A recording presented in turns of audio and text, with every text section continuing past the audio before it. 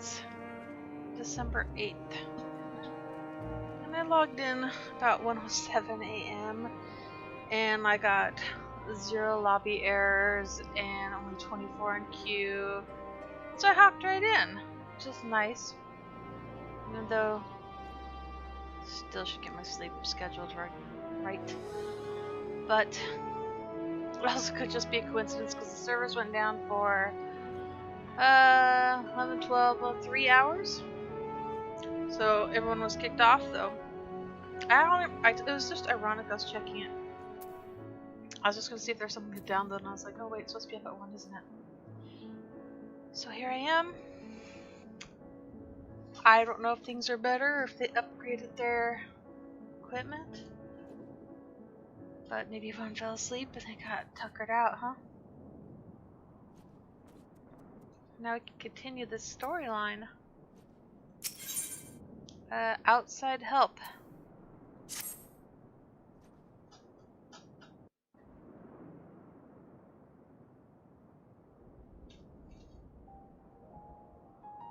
No major injuries then.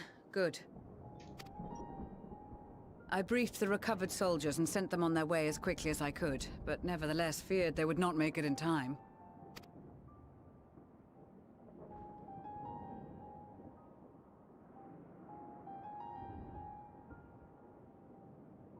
The additional support was invaluable.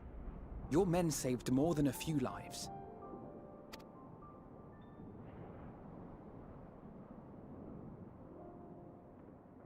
Though not all, I regret to say.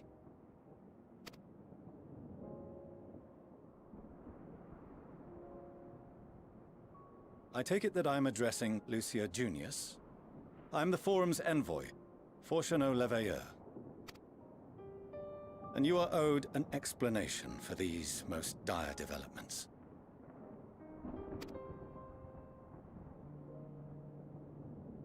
Chad, I got cut off in the storyline here.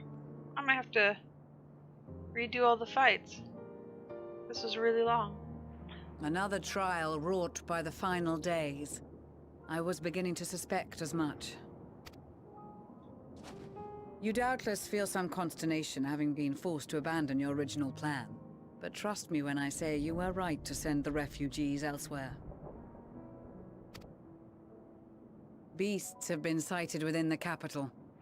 Perhaps it was a stroke of grim fortune that the population was decimated beforehand, as they've yet to appear in any great number, but in time.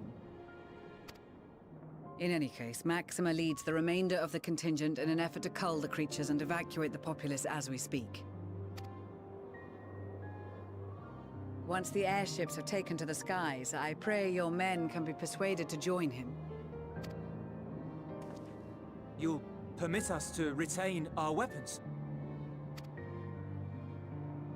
I wouldn't have sent you after the Scions were I expecting you to stab them in the back. And I, for one, would not consider past transgressions more relevant than future contributions. Regardless of the circumstances that saw us at odds before, we need men of courage now, more than ever.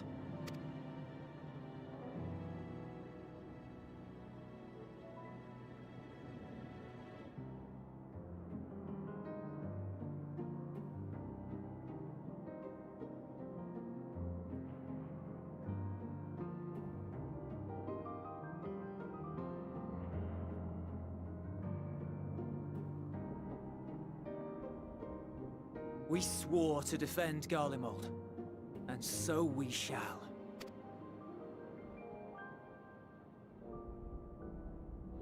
It seems you have everything under control.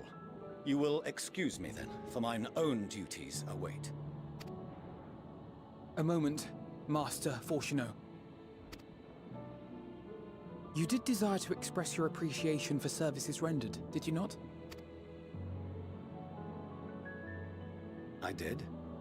Though if you intend to again ask that Charlian alter its course, you will find my gratitude insufficient. 'Tis nothing so onerous. We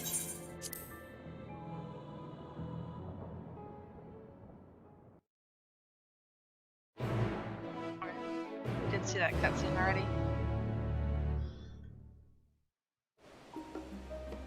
most of it.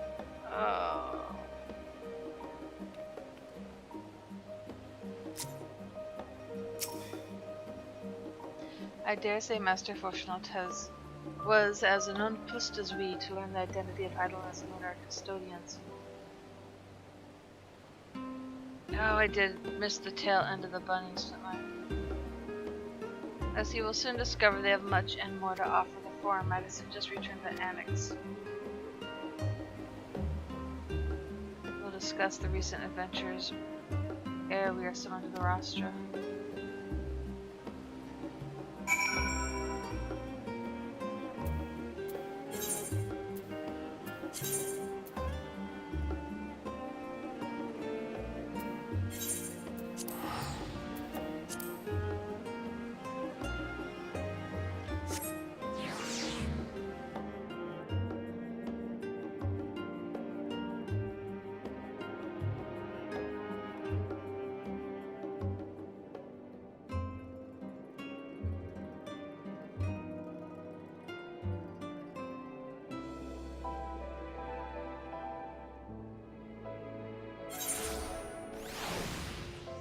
I might skip us to the fight scenes.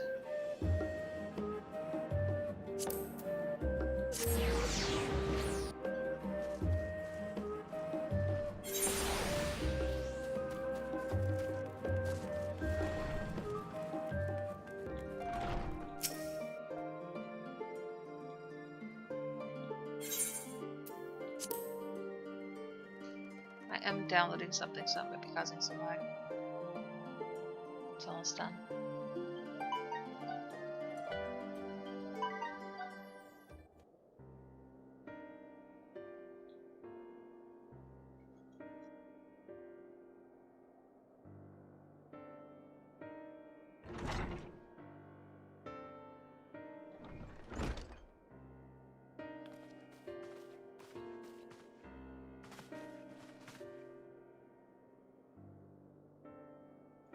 Not that I'm complaining, RJ, but I wasn't expecting to see you quite so soon. Nor I thee in extolling the virtues of Aetherius. I did inadvertently awaken in the lookers a desire to avert a beloved star's demise. Cryle tells us, you obtain new knowledge that aids us in our ongoing efforts. I have news to share regarding our story of the Ethereal Sea, but your findings are certain to be of great interest, and so I'd rather hear them first. To what revelations did Heidelin's elf's flower lead?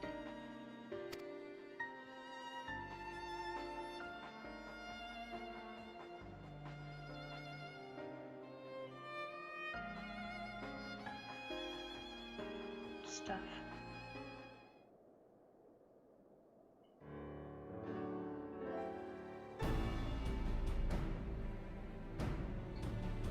Then this dynamism is what drives the final days. If it and Akasa are one and the same as all proves in Dawn historic theory, we are an entity through sheer force of emotion. To channel this vast dormant reservoir into a raging river, its power might surpass even that of ether. But Far Star is so replete with ether. Said entity would need to be outside its influence to effectively manipulate the dynamism of the great expanse. Meteon. Or rather the sorrow and suffering of fallen citizens that she has been hoarding for millennia. Untold anguish and fear and hatred drawn from every corner of the universe, all for a single purpose, the destruction of Aetherius. And our foes no longer some unknown calamity. We have but one aim: to defeat Meteon. You make it sound so simple, but you're not wrong. Vanquish Meteon and we deliver the world from the final days. But to even attempt it, there are two conditions. First, we must find her. Before she escaped, an enchantment was placed upon her by Vana, the woman who became Heidelin.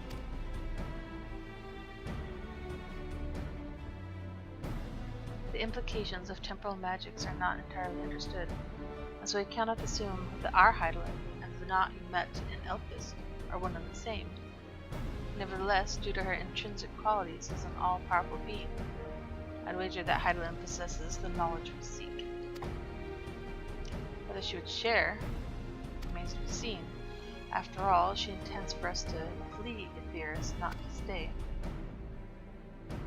There's no fleeing. Do you suppose she's abandoned her pursuit of Mitya?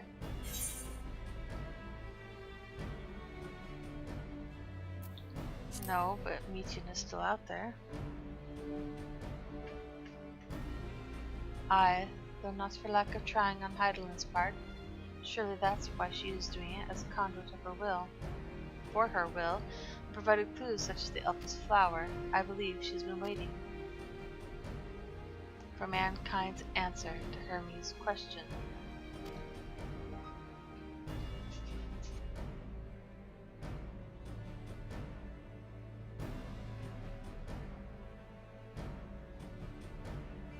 So what's the second condition?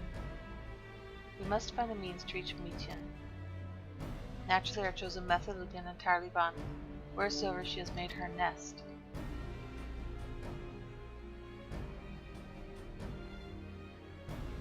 Then communing with Heidelin must by necessity come first. Did you and Master Matoya have any luck with your investigation to the ethereal sea? Sadly not, though we enlisted the help of Ehrenwald and other echo-blessed allies. We couldn't detect so much as a whisper from Heidelin, even from within the anti-tower. Master Matoya is of the opinion that in the years since abandoning it, the Forum has found some other method of receiving instructions from Heidelin. If so, it must likely be some form of apparatus for observing the ethereal sea, built closer to home.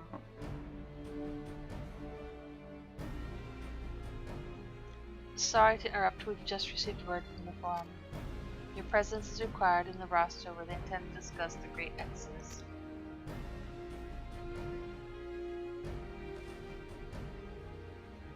Then Father was able to persuade them.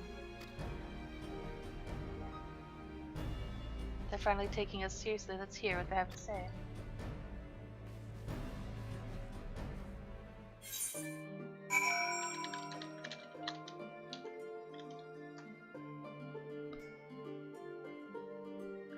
You know, I never really thought about the word Exodus, because it's a biblical word that just means a whole bunch of people leaving. The Great Exit. I feel dumb.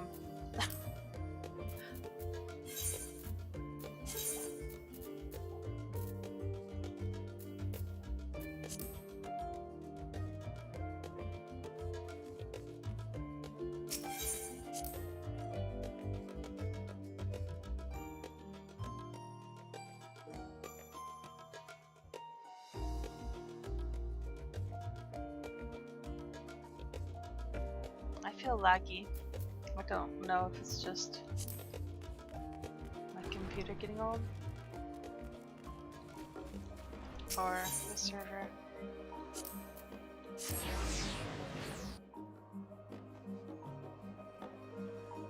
No, I never used to like really lag that bad until the last couple of months.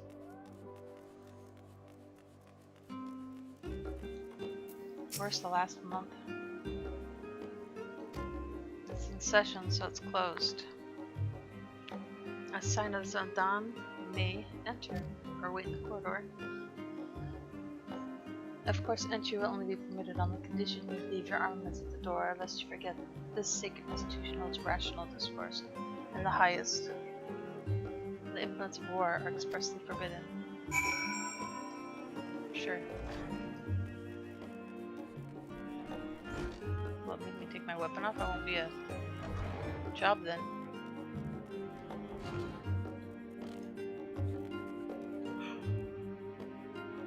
Nobody here.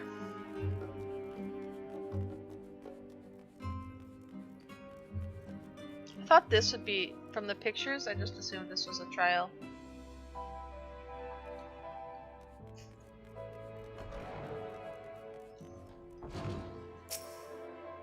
Two people here.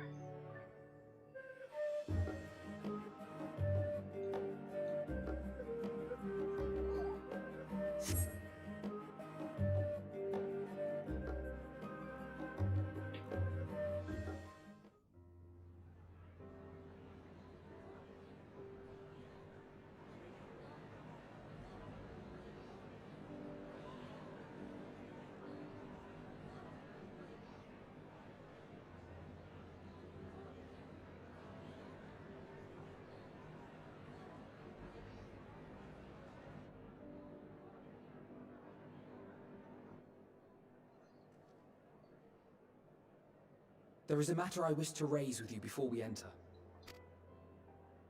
We are here to listen and to learn. But if the Forum's plans are more or less what I expect, then I should like to make a proposal that will serve our ends. By your leave, of course.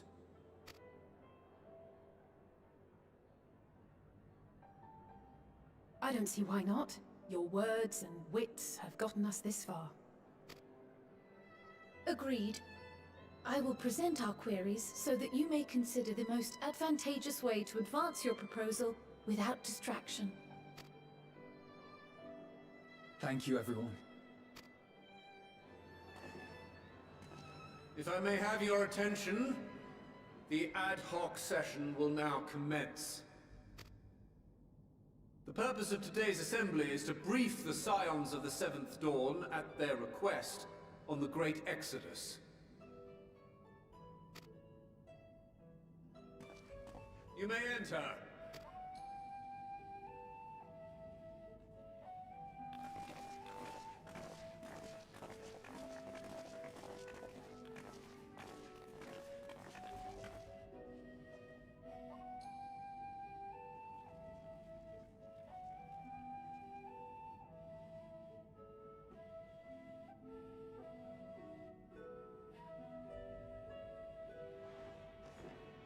On behalf of the Forum, I commend your heroic actions on the Magna Glaciers. We shall not soon forget your service to us, and the people of Radzat-Han. The Satrap, whom we have informed of the refugees' new arrangements, sings your praises as well. As an expression of our gratitude, we will endeavor to answer your questions as fully and openly as we are able. Then let us begin. First, it is the Forum's objective to ferry the life and knowledge of this star to the moon. Am I correct? You are. It is for this purpose that Sharlayan has labored these many long years.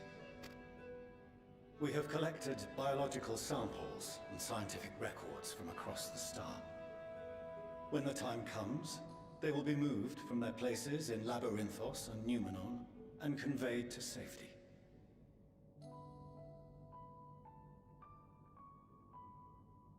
Once that critical task has been accomplished, we will begin transporting the Sharlayan citizenry, which has been categorized into groups.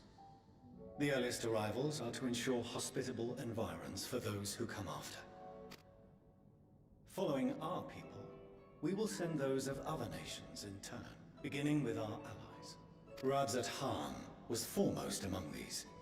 But since the final days have already come to Thavnair, we saw fit to include the refugees with earlier groupings. An ambitious plan. You have accounted for the safety of all nations and tribes, then? As many as we can. And how, pray tell, do you decide who to leave behind? To journey beyond the sky is an unprecedented and immeasurably difficult endeavor.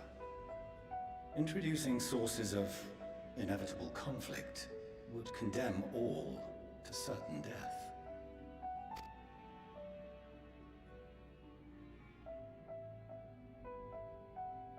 Questions as to the validity of that approach aside, are your plans proceeding apace? We're under the impression that your primary means of celestial transportation is incomplete.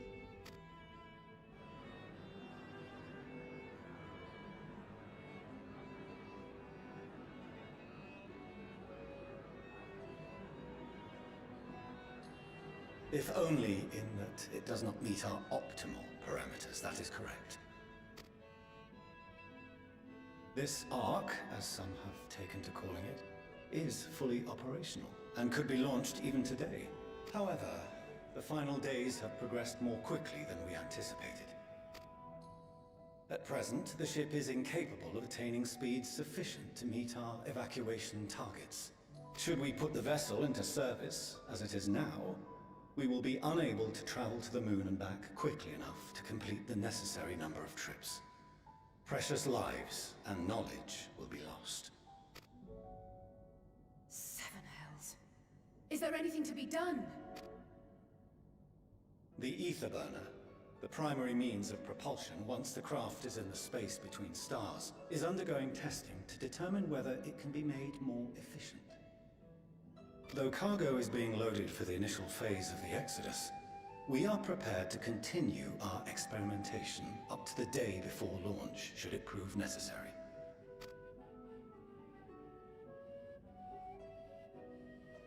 What if the Scions were to solve your problem?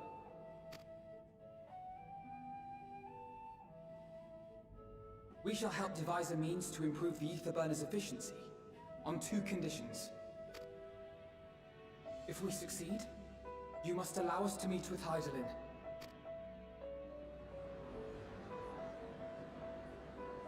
Twas simple enough to deduce.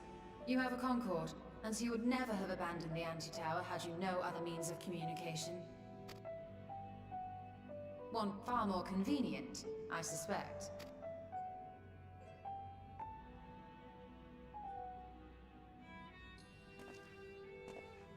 The second condition, also to be met upon our success, is that we be permitted to propose another use for your Ark.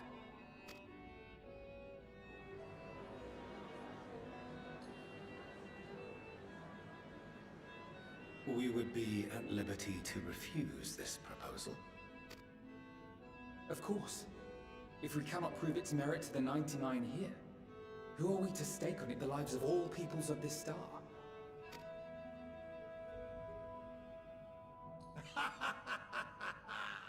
Delightful as always, Master Alfina.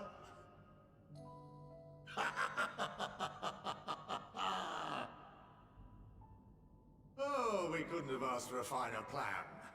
Allow us to solve this complex engineering problem of which we were entirely unaware until moments ago. What could possibly go wrong? The satire writes itself.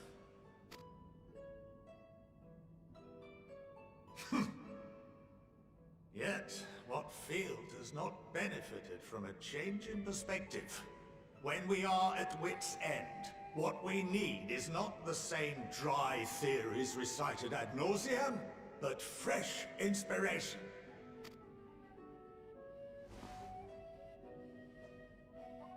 I, for one, have faith in my erstwhile students to provide it, and I find their terms to be perfectly acceptable.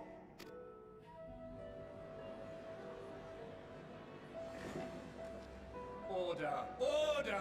We have no time to waste on debate. I call a vote. All in favor of agreeing to the Scion's terms?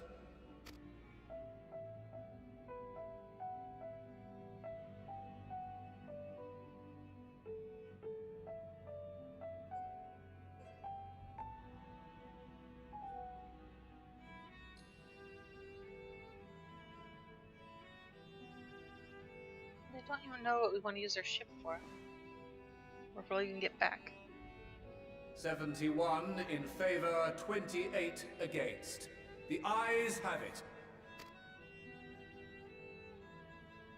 Fortuneau, as the architect of this project, you are the best candidate to show them its current state. And bear in mind that regardless of your personal misgivings, this is the will of the Forum.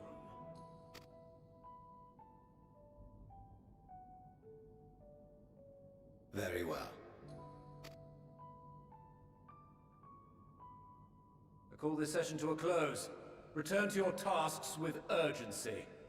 The final days wait for none.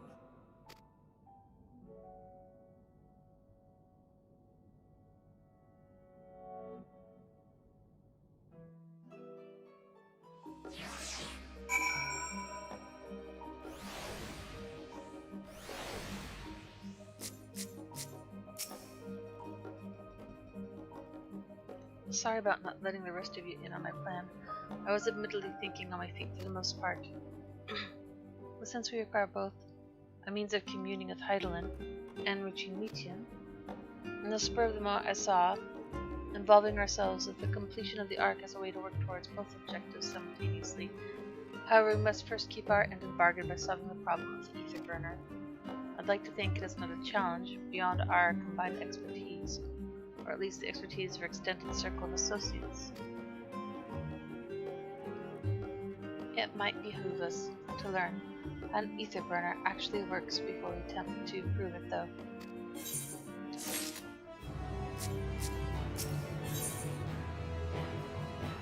Going underground. What level is our gear? 545.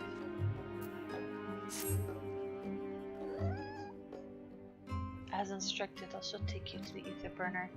Meet me outside the Archeon. I trust you can make your own way there.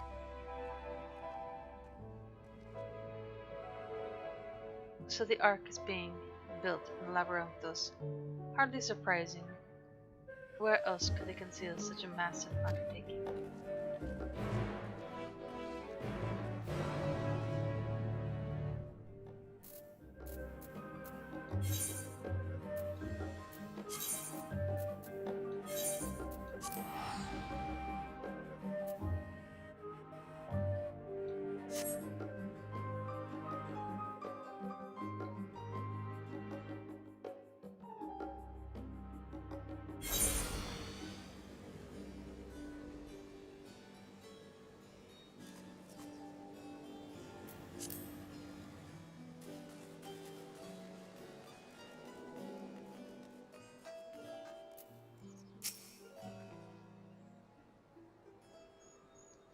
Our destination lies in the lower levels. The Forum in its wisdom has granted you access to the Archeon's lift. Step inside and have Ophelin take you to the medical circuit.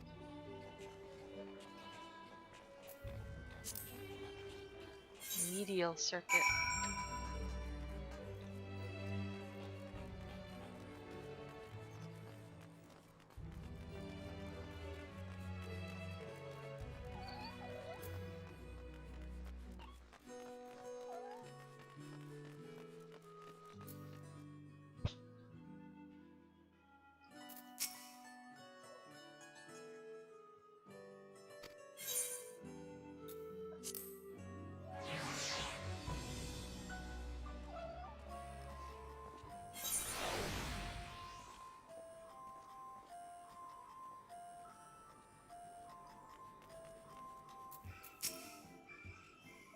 I have sent your associates ahead to Logistock on Alpha on the other side of Muriel Agronox.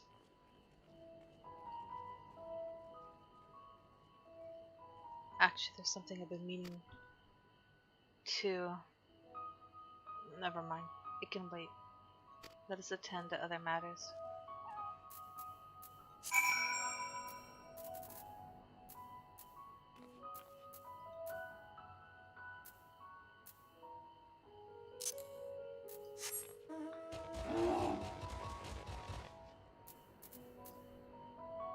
Speak to Alpha now.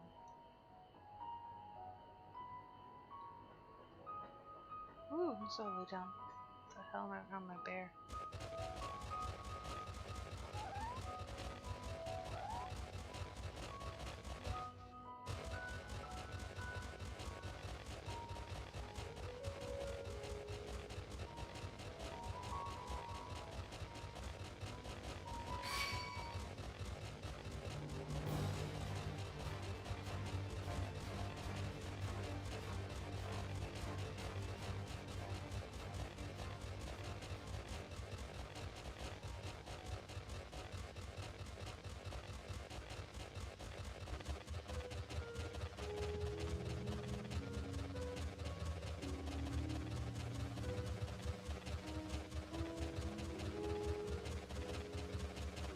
Might as well talk to this guy. Oh yeah, the troll. He showed me the boardworm sample, but the best I can do is confirm that I've never seen it before. I'd say your hypothesis that it's an undiscovered species is highly likely. In order to ascertain how best to deal with the bug, you need to learn about its habitat. Grr. Well, I found it clinging onto a Thavnarian tool used to make medicine that was recently brought to the Archeon. It was delivered by a Rogadolin gleaner Let's go ask about it. Smart little fuck. Excuse me. Go. That troll truly speaks to you, doesn't it? Perhaps that woodwoman is not the only new species in our midst. I'll have to go all the way back. Boomer.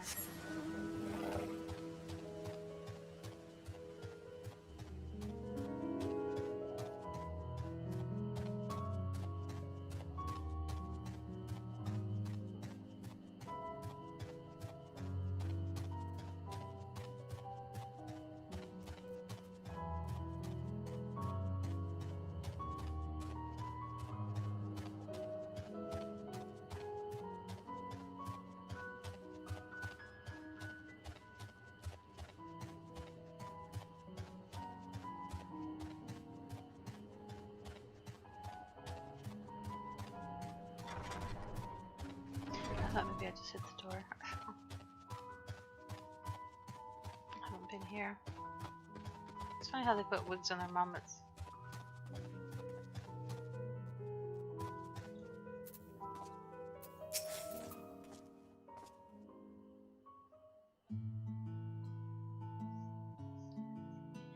We are here to wait while our father arranges us to use the next lift. Here being Logisticon Alpha, where the atmospheric conditions of Labyrinthos are regulated.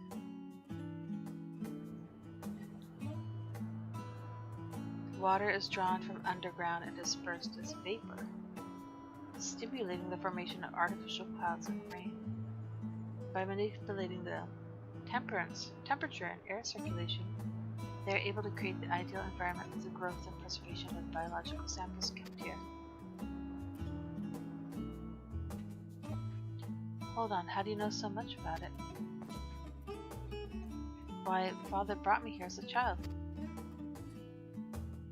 And left me behind? What?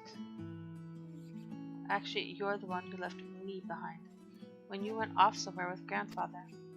The night before, I'd been asking Father how clouds are made, so he decided to show me. It was fascinating. I peppered him with questions the entire time. 'Tis all too easy to take for granted the many interweaving aspects of the natural world, to grow inured to the wondrous. Having gained an understanding of the complex mechanisms employed by the Labyrinths in recreating a similar environment, I have come to view such processes in a new light. The subterranean gardens of Labyrinthos, the lunar prison forged to contain the ancient zodiac, the habitations built for all mankind beneath the moon's surface. Each unique, yet undeniably similar. It's no mere coincidence.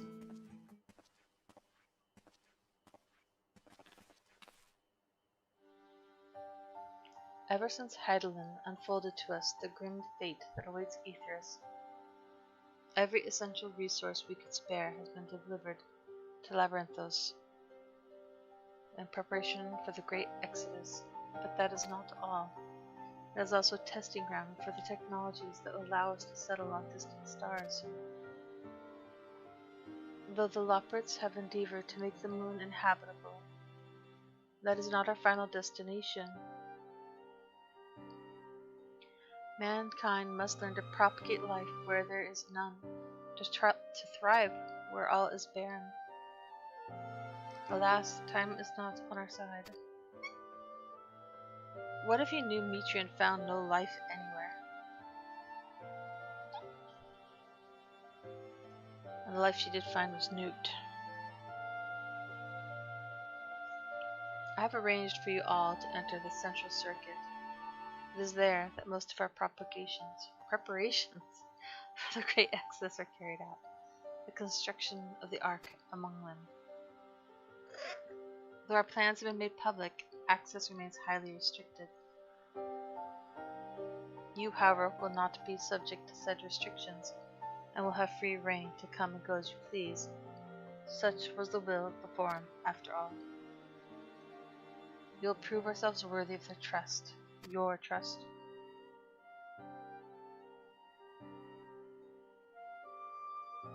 Then let us proceed.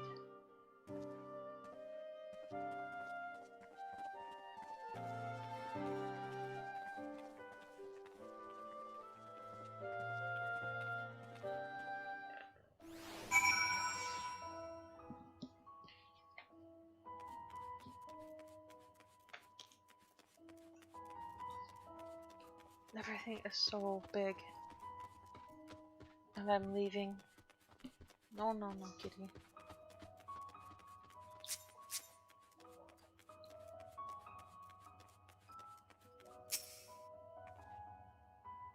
He thinks my headphones are face scratchers. By decree of the Forum.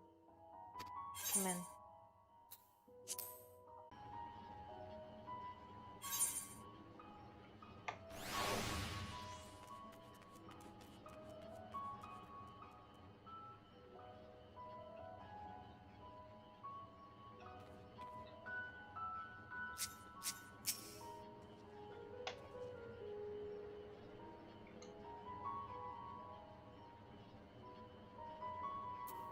The ether burner is being constructed not far from here. Overseeing the work is Coco Dinkle, after whom the forge is named. My TV has a short, and sometimes Netflix you just hear the Netflix turning on. It's a little creepy. Sometimes you just hear people talking. It's black though. It's a really bad short. Overseeing the work is Coco Dinkle, after whom the forge is named. Once the necessary instructions have been made, I shall leave you with him to discuss the particulars this way. I feel I need a ride.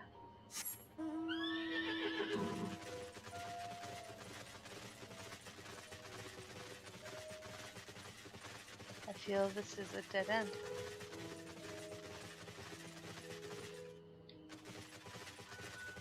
Instinct is go to the Aetheryte.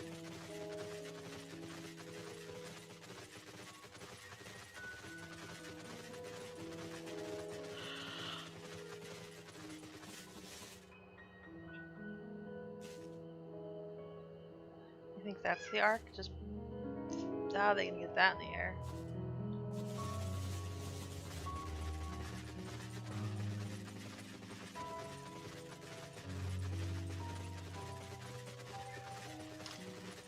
Trigara. Just leave mobs just hanging out here.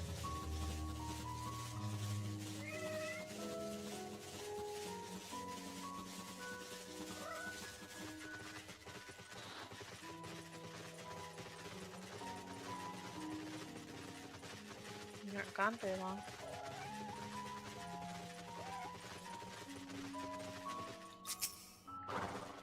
Coco Dunko. Yeah?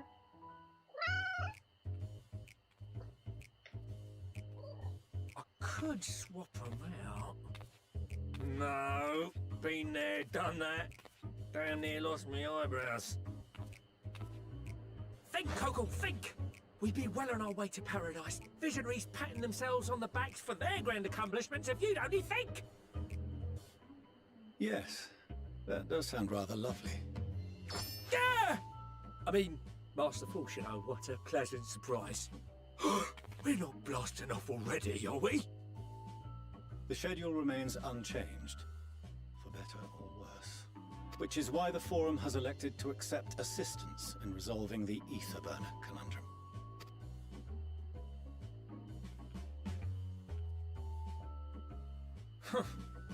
Not seen you lot down here before. There are Archons among their number, but engineering is not their expertise. Nevertheless, the Forum concedes the slim possibility that they may have insights to offer. If not, you are at liberty to return them to the surface, by whatever means you see fit. I assure you that won't be necessary. Now, about your troubles with the ether burner. Aye, I'll walk you through it. Suppose I could do with a change of pace. As the name ought to tell you, the ether burner burns ether, ambient or otherwise, and transforms it into motive force. Think of it like a giant bomb that never stops exploding. Even out in that black void where the ether's right sparse, it's strong enough to move our arc. And it probably won't kill you like an actual bomb.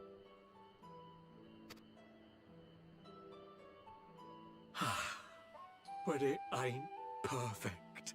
According to my calculations, to travel to the moon and back fast enough for the forum's liking, the conversion rate needs to be 6% more efficient. A measly 6%, you say? But if I could have squeezed even another 0.6 out of it, don't you think I'd have built it that way in the first place? Hast thou consulted with the Loperids? Yes, they too are conducting their own research, for lack of a ready answer.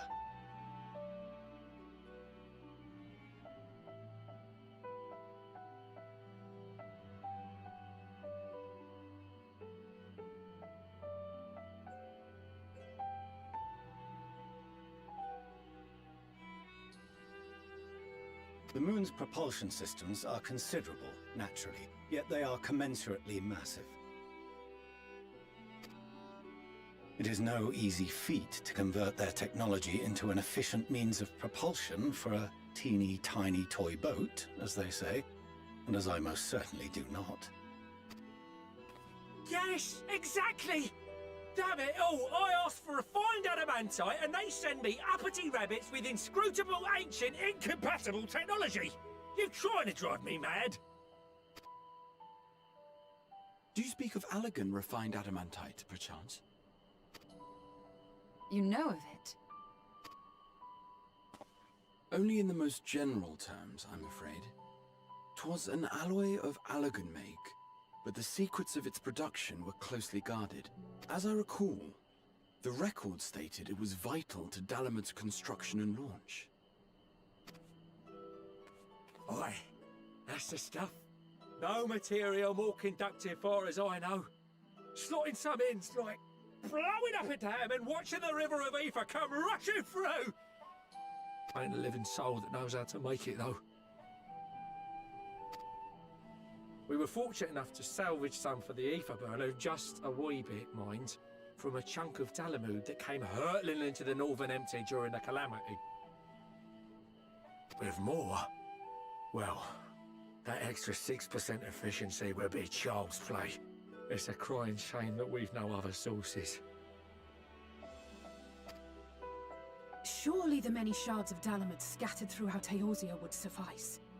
Why not get the refined adamantite from them? Oh, we tried, believe you me. But only a few specialised pieces would have had any in them to begin with.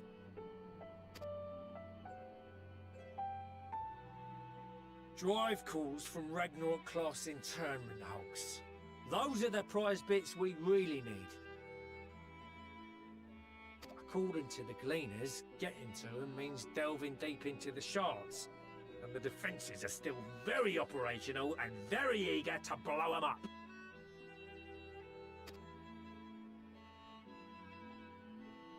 It's rough going in there, even for the Cream. Not sure they'd make it out alive.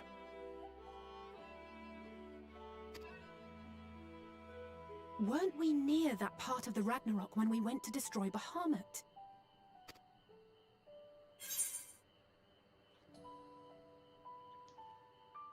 You want me to go and fetch the Watsons?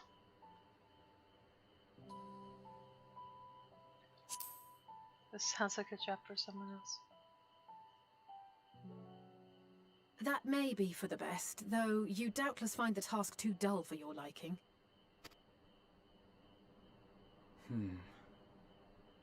There are multiple internment hulks in Eorzea alone, so handling this ourselves may not be the most efficient option.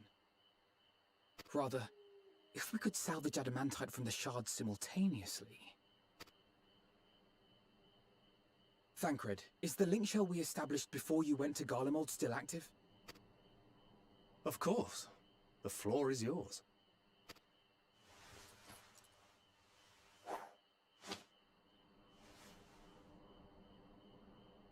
What's all this? Gathering firewood, so to speak. We alone can accomplish little, but joined by others, we may yet build a bonfire to carry us heavenward. This is Alphino. The Scions have need of you.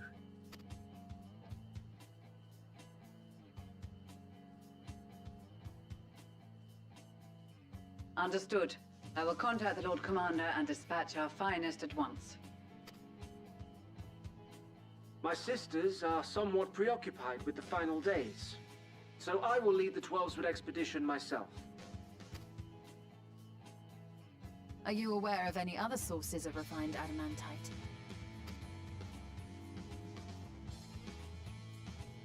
Logically, such an invaluable alloy would have been utilized solely where absolutely necessary, in components intended to conduct or collect surpassing amounts of ether. Any extant instrumentation or devices would have likely found their way into the hands of etherologists, or enthusiasts.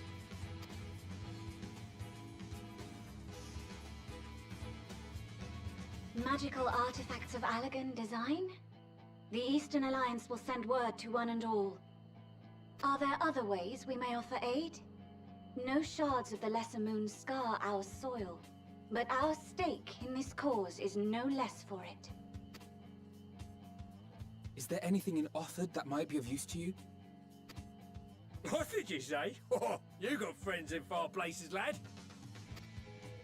Anyway, if you're offering, I wouldn't say no to one of those Far Eastern sacred relics. Some of them can hold enough ether to summon a whole damn primal. Combine a source like that with the ether burner, and 3, 2, 1, kaboom! I gather you heard his explosive enthusiasm. Might you secure us a suitable relic? It shall be done. I know little of machines, but I promise we will do our utmost to gather the materials you need to finish your starship. I am glad for the work, in truth. Better to busy oneself than wait and fret over disasters foretold. Then why are we all still standing about yapping? There's plunder for the taking, and I'm a born plunderer. I'll be an old Charlian before you know it. Start mixing the grog. I'm certain that can be arranged. Thank you all, and do be careful. Just like that. Aye, just like that. Our refined adamantite is on its way. Now let us consider our next steps, shall we? There's yet much to be done.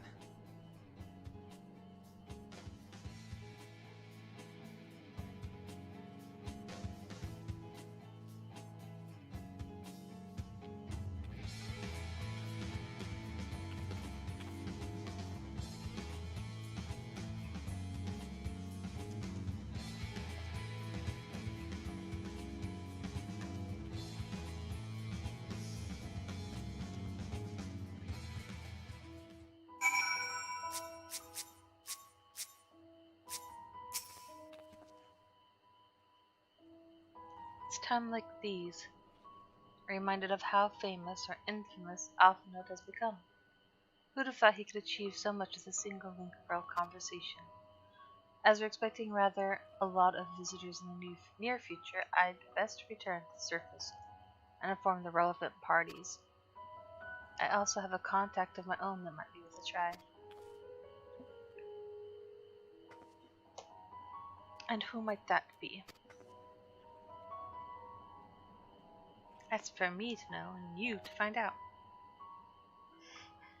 And on that note, I leave matters here in your capable hands. Good luck.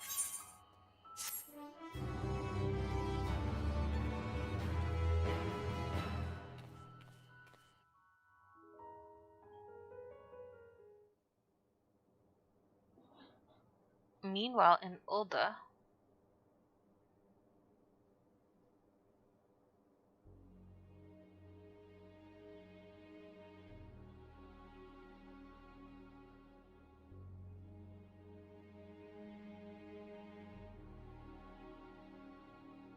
our course of action is clear.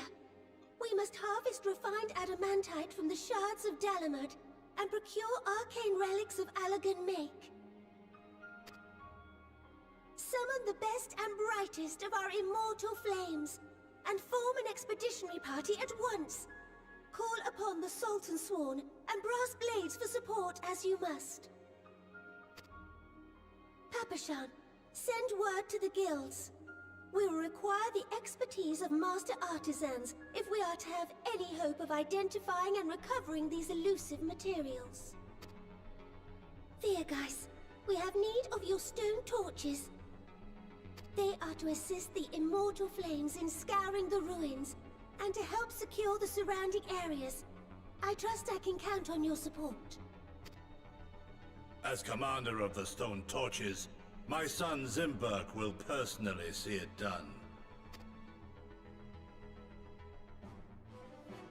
Pippin, I would have you lead the raiding party. Assemble your finest, and with Tizona's blade clear the way. Lord Lolorito, I pray you take charge of the search for Allagan relics. Surely you know of some being traded on open or clandestine markets, or sleeping in collectors' vaults. Of course, I ask not that you do this out of the kindness of your heart. By all means, profit on the transactions. I wish you the joy of it. The final days descend upon our world. If circumstances are truly as dire as they say, Uldar's best efforts may be for naught. And yet, when we Eorzeans rose from the ashes to rebuild our broken realm, did we not learn one simple truth?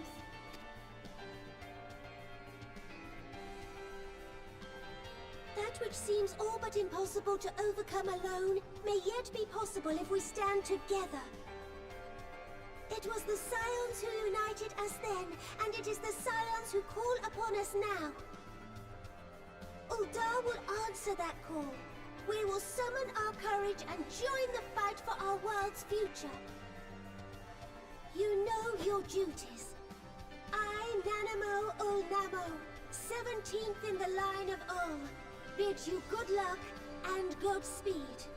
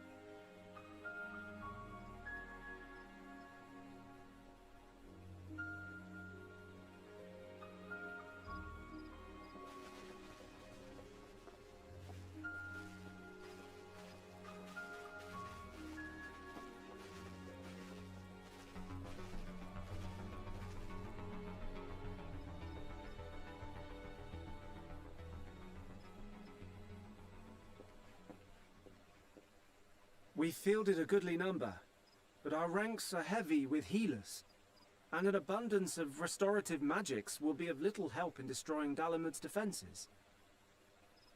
Still, it has ever been thus with Gridania. We must steel ourselves for a protracted engagement.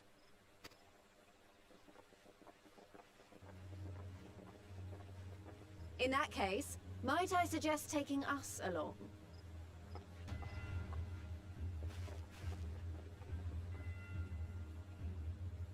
Commander Hext, what are you doing here?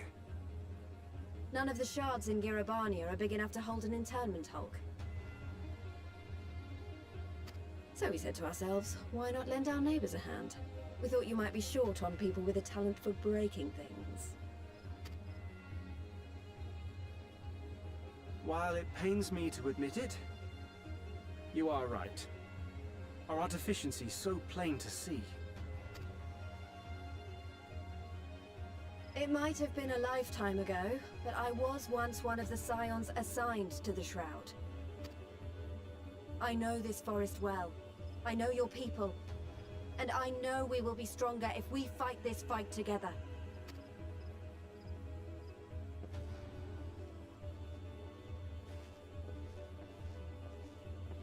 Then I will impose upon you with a clear conscience. Come, let us speak of how to integrate our forces.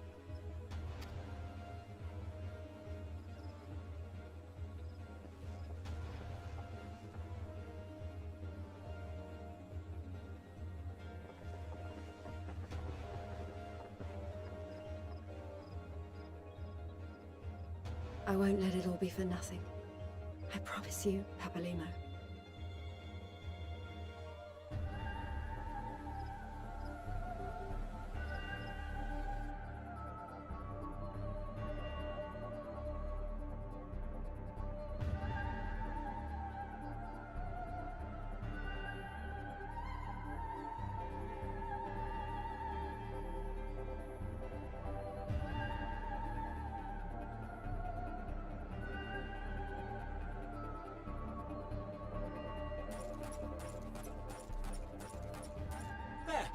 There you are! We've no time to waste, brother. Everyone has already... Ah.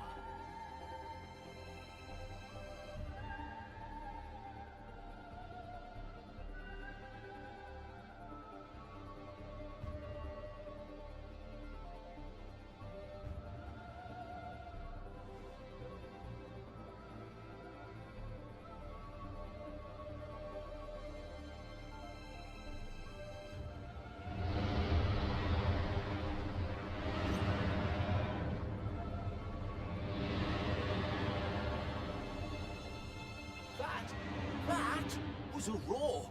A dragon's roar!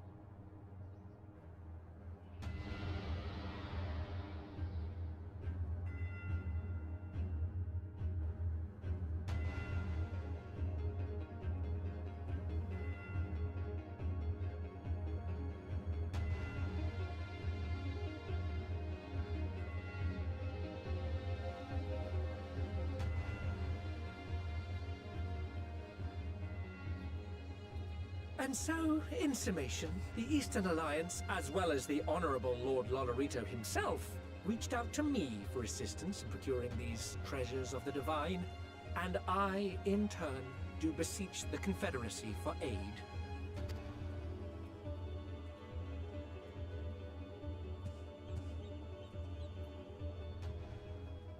Hmm?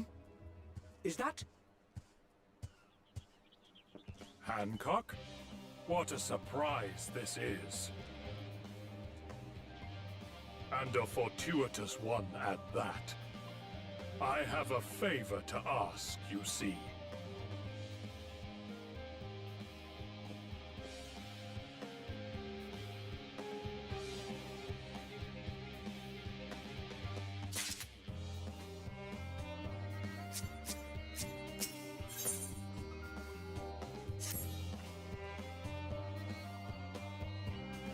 Although our friends are searching for refined adamantite and sacred relics, we will only know if they meet the requirements once they've arrived.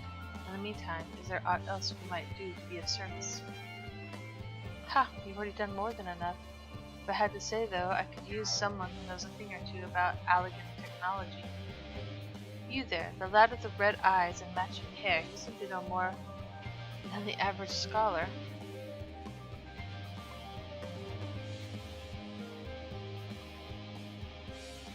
Ha! If only Master Kakol knew how right he was. While he and Graha established a rapport, why don't we help with preparations for the Great Exodus? Indeed, this will mean going above and beyond the terms of our arrangement, but I promise this not to curry favor. As confident as I am that we will succeed, we must be ready for every eventuality. This would also be an opportunity to familiarize ourselves with the logistics of traversing the great expanse. And if nothing else, it beats twiddling our thumbs while we wait for the adamantite. Seems like Sid should be in on this.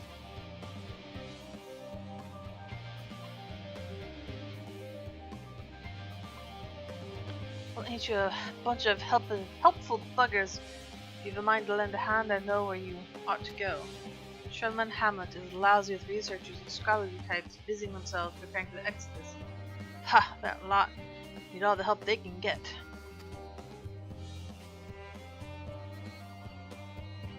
Well, then off we go.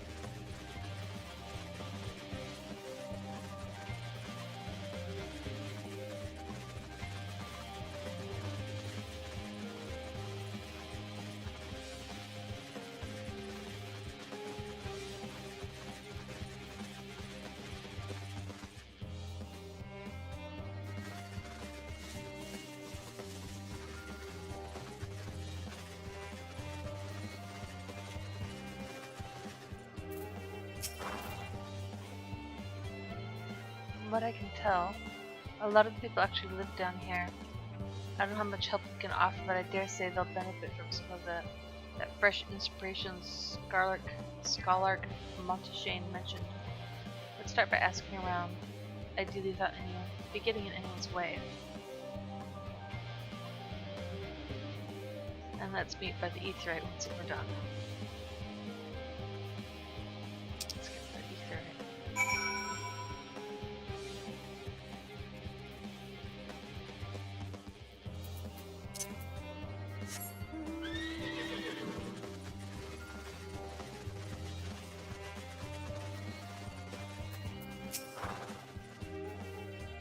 Helping with the Ark, even with all the power Master Coco's managed to squeeze out of the ether burner, it's not enough.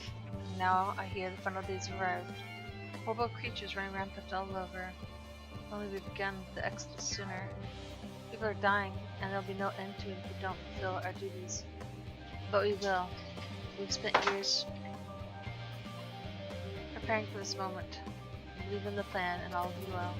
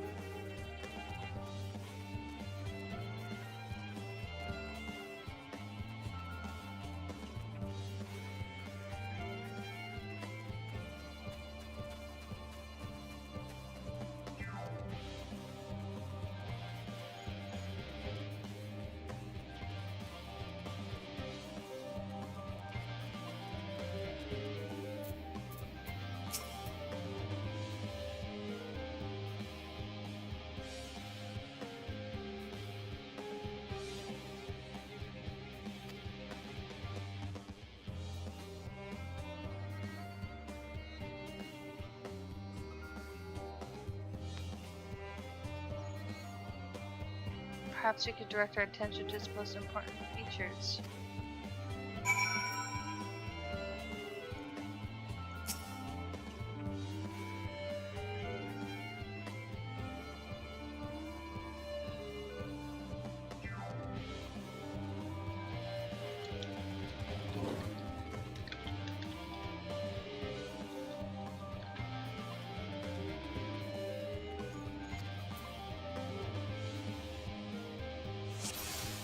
Oh. Show the Lockfords the important features of this apparatus, or at least the features that seem important. Whoops.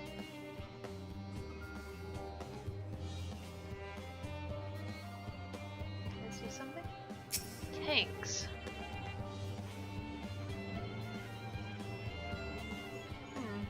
It's a little hard to see from here, but is that golden pipe connected to the top of those pipes? Tanks, I mean. And I can see through that window another pipe at the bottom. Ah, this must be for purifying water drawn up from below. Sure. Oops.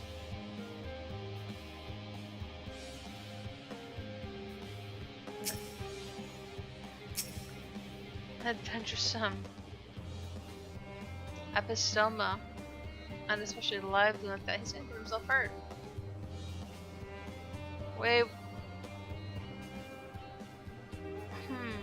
It would appear that the concept you observed in another time, another place, was approved for life in the wider world somehow. Oh, why am I getting the left and the right things mixed up?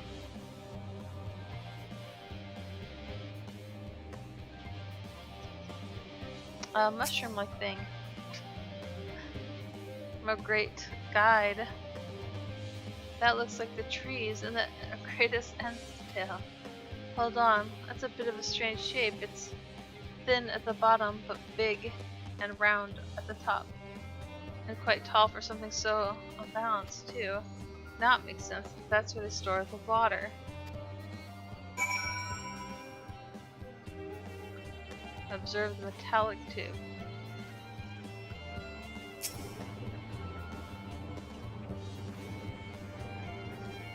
Is that water I hear from inside that great big tube?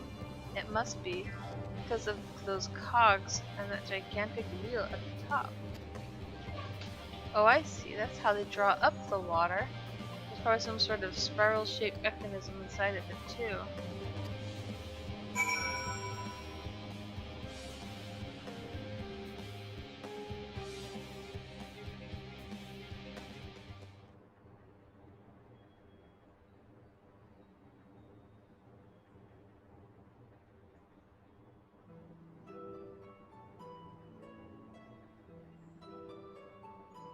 Well, if I were to hazard a guess, water drawn from underground, presumably some other mechanism, is purified here and stored in that tower before being distributed elsewhere.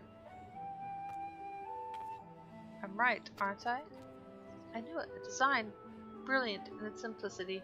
I dare say it would take only a moment to install in even the harshest of environments. For us Loporits, that is. Indeed, securing a reliable source of water is of the utmost importance for any fledgling settlement. We have read, however, that peoples of Etheris sometimes make their homes in arid deserts and such. How are they able to survive?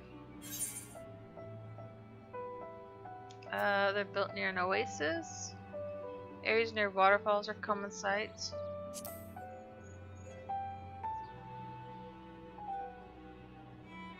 So, wherever you choose to live, you're never far from water. Oh dear, I worry we won't be able to produce the necessary amount. We can provide enough water to keep them from drying out completely, but it would appear they rely on it far more than we anticipated. A few adjustments may be in order once we've calculated the average rate of consumption per individual. It may also be worth learning more about how exactly they obtain their water in the first place. Master Alphinaud spoke of the machinery responsible for that feat during our journey through Logiston Alpha, did you not? Mayhap the Loporits will share his appreciation for the engineering marvel. Oh yes, it sounds absolutely splendid. We must journey beyond the sanctuary of Charlie and Hamlet. I shall lead the way. I mean, we all have to brave the untamed wilderness? A valid concern indeed. We could not help but notice the many dangerous-looking creatures with big, nasty teeth lurking beyond the safe confines of this settlement. Were we not escorted here by burly custodians? I dread to think what would have become of us. Regrettably, too many a hungry predator with the aforementioned big, nasty teeth Loporits may appear to be a potential, rather appetizing source of sustenance. Might I impose upon thee to assist in securing safe passage to Logisticon Alpha? For my part, I shall act as an escort to Living Way, Cooking Way. I trust in you, singing and growing to thy care.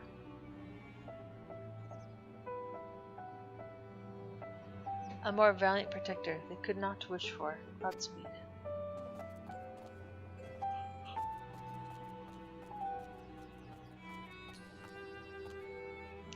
It's all the same to you. I'd rather not be eaten by some horrid beastie.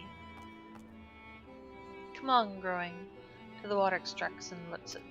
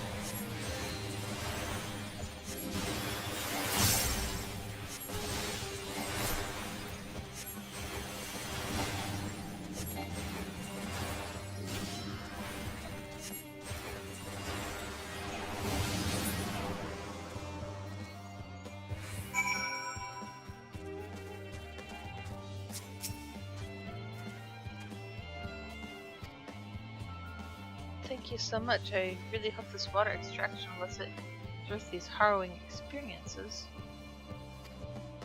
All part of the fun, some might say, but I'd rather not be I'd rather not be burnt to a crisp, but it's all the same to you.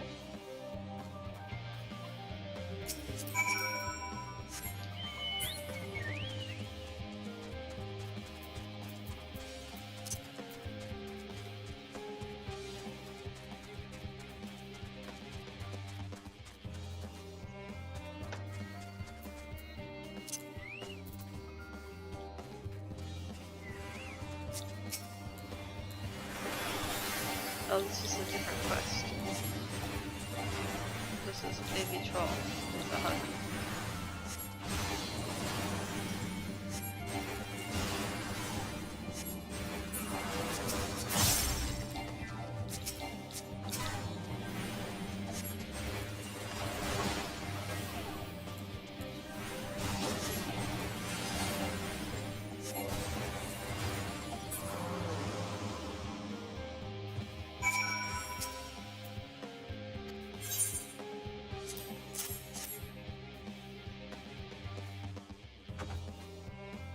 Wow. Took my fig and left. Okay.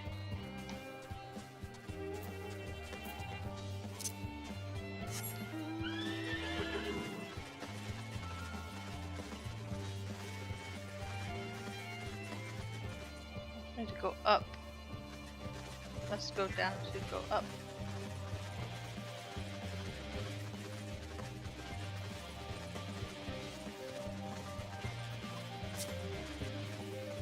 Or is it just happens to be upstairs?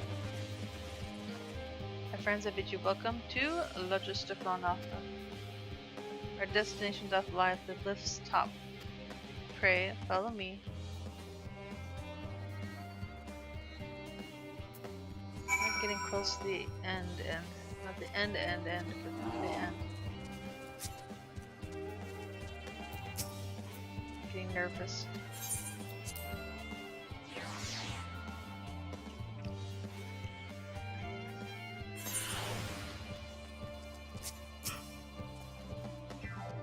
Marvelous.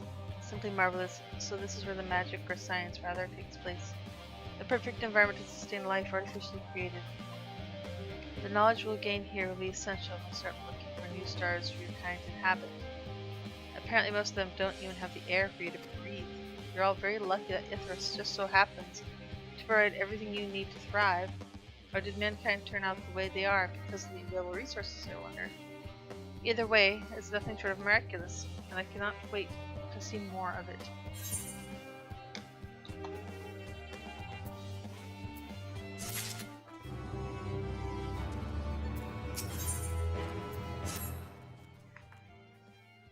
This was all very wonderful, I'm sure, but I was rather hoping to learn more about your nourishment provision facilities.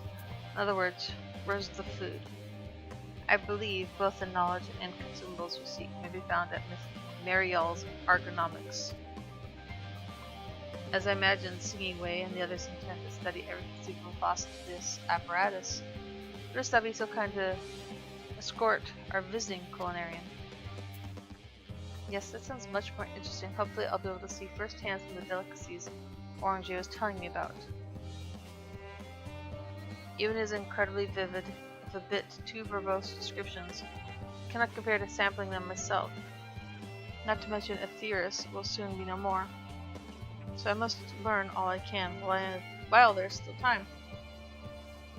Let us brook no further delay. I would think that he'd hate meat and well, I'd like potatoes.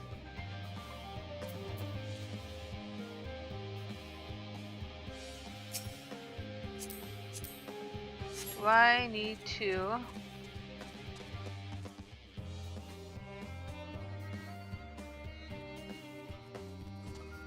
go through here to get down?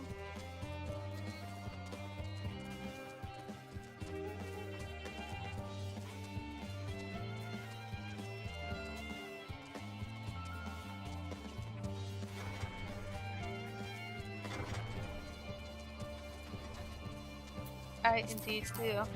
Some weird right there.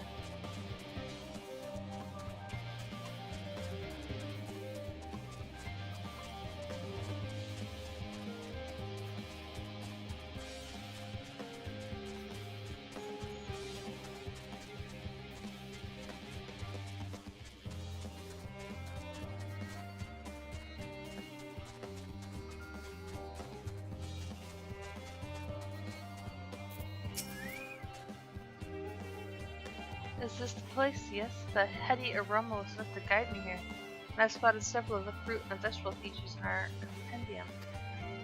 I'd dearly love to try some, but I'd read that those who help themselves to farmers' crops without permission are often caught and put into pies.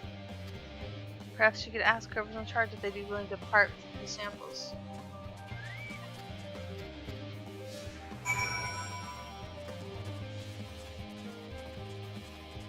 They should be able to understand them.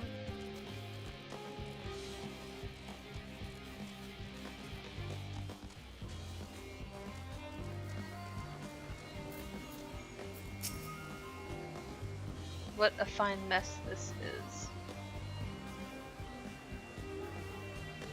Ah, it's you, the one who climbed down the mine shaft. I'd show you around if I could, but I immersed off my feet, preparing for Exodus. I'm not the only one. We've got to find ways to do what we do down here, up there, first on the moon, then on whichever star the form decides to become our new home. It's all so sudden, so unreal. Don't you want to go to the moon? Well, it's better than waiting for the final days to claim us. But no matter how carefully it's all planned, we'll never be able to take every variety of flora and fauna with us. Even the ones we can take may not survive in a new environment, so many species doomed to extinction. Sorry, that's not what you came to talk about, is it? Nothing quite so dire, I assure you. I merely wish to sample a little of your produce, if we may. By all means, help yourself. Much appreciated, my good fellow. So, where to begin?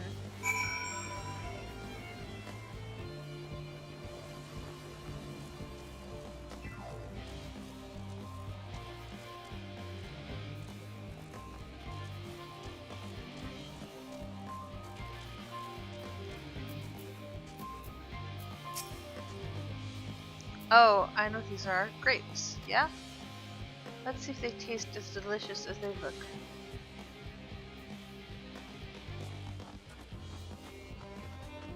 So sweet, so sour. The taste is much like a ripe philosopher's carrot, yet the texture is entirely different. The contrast between the outer skin and the fruit within is most peculiar. It'd probably be grossing him out, honestly, instead of being like, hey, it's fire. It would just be like, yuck. It's far from unpleasant. I think I'll try another.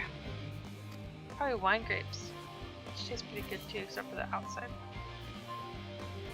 Well, that certainly gave me food for thought, though in a far less visceral manner than any philosopher's carrot. But tell me, what is your opinion of grapes? Meh. Ghastly things. I'd rather eat gigantoad eyeballs.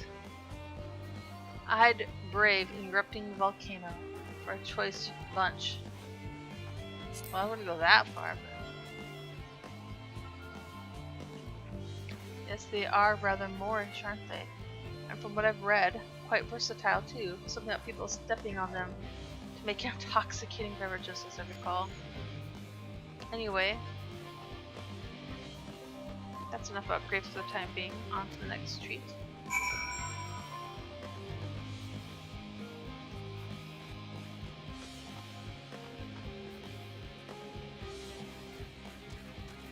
Tree? Figs? Oranges? Orange by name, orange by nature. Nom nom nom nom nom. What came first, the fruit or the color? Who cares? Let's eat. Yes, that's The fruit came first. Maybe. Equal parts sweet and sour as the grapes, yet nothing alike. I may have to consult Orange about expanding my vocabulary. I simply cannot find the words to describe it. Perhaps what I'm looking for is bitter. This is all very complicated, you know. So many flavors, so many choices, and each individual has their own personal preference. Now I see.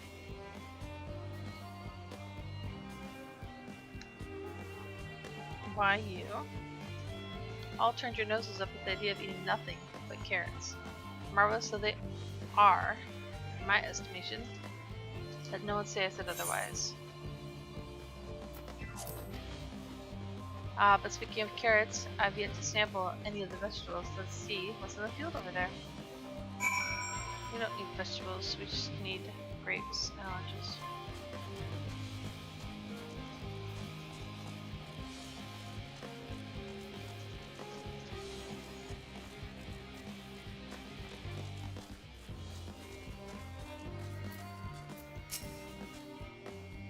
That color, that texture, are they some sort of enormous round carrot?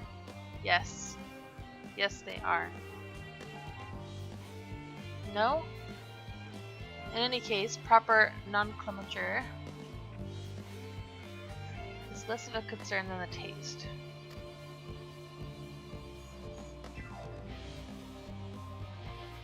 Black.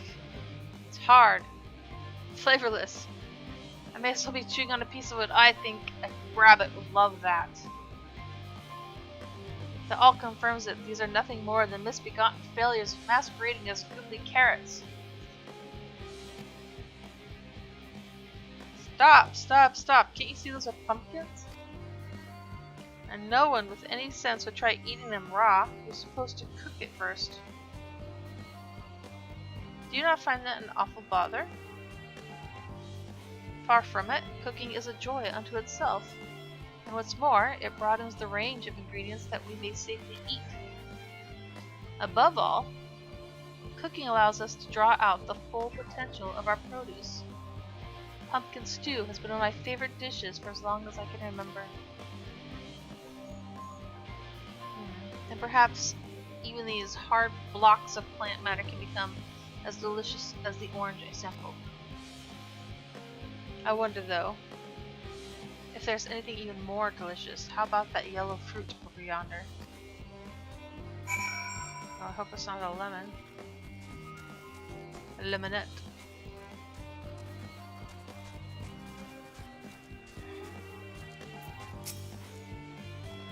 What a wondrous fragrance of luck to have the flavor match. As I have no idea how these are eaten, I'll just bite into it. Ooh, my tongue! Is this poison?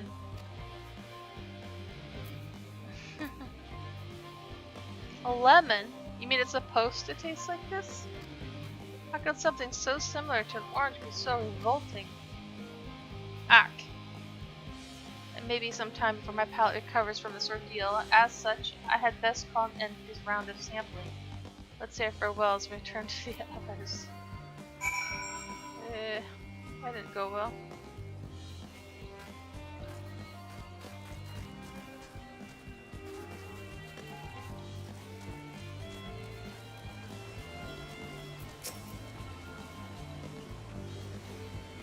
Finished, have you? I trust you found something to your liking. I'm rather enamored of the grapes and oranges, less so with the pumpkin, though I learned the hard way they're not to be eaten raw. Then there was the lemon, the deceiver. I still feel so violated. First time, was it? I'd hate for you to leave a bad taste in your mouth in more ways than one. Let me feed you this dead cow. So I'll give you this lemon muffin I baked. If this doesn't change your opinion, nothing will. More lemon, have I not suffered enough? Nevertheless, it would be remiss of me to spurn this opportunity to... A bit of sick came up there. Learn your more inscrutable ways. Very well, lemon muffin. Do your worst.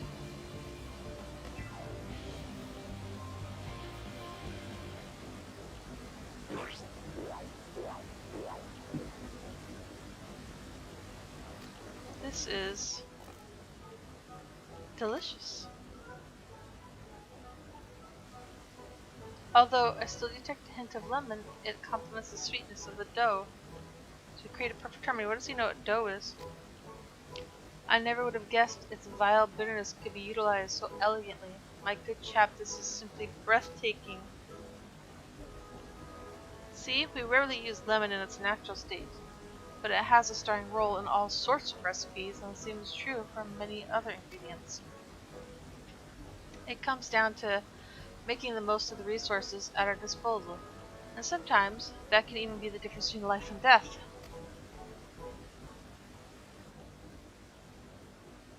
I know we won't be able to take every species with us. No doubt the farm agonized over what was worth preserving, and what will be consigned to history. Hard choices, but make them we must if we are to survive. Such strength of will. Now I know what Heidelin sees in your kind.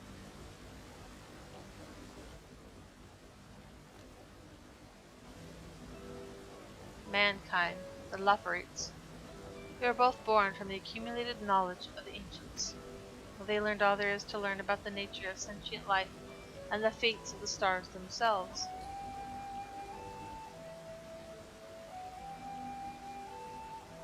Once a civilization has fulfilled basic requirements for survival, it will inevitably seek to eliminate all forms of negativity and achieve perfection. therein lies its folly and its downfall. For perfection is an unattainable ideal. 'Tis the paradox of the immaculate carrot. Yet civilizations since time immemorial have deemed the pursuit of perfection as progress. They pay no heed to the costs incurred in the futile quest, and all too often become the architects of their own demise, their dreams forever unfulfilled. What then is the alternative? The answer lies in knowing that our existence can never be perfect, to be content with what we have and make the most of it.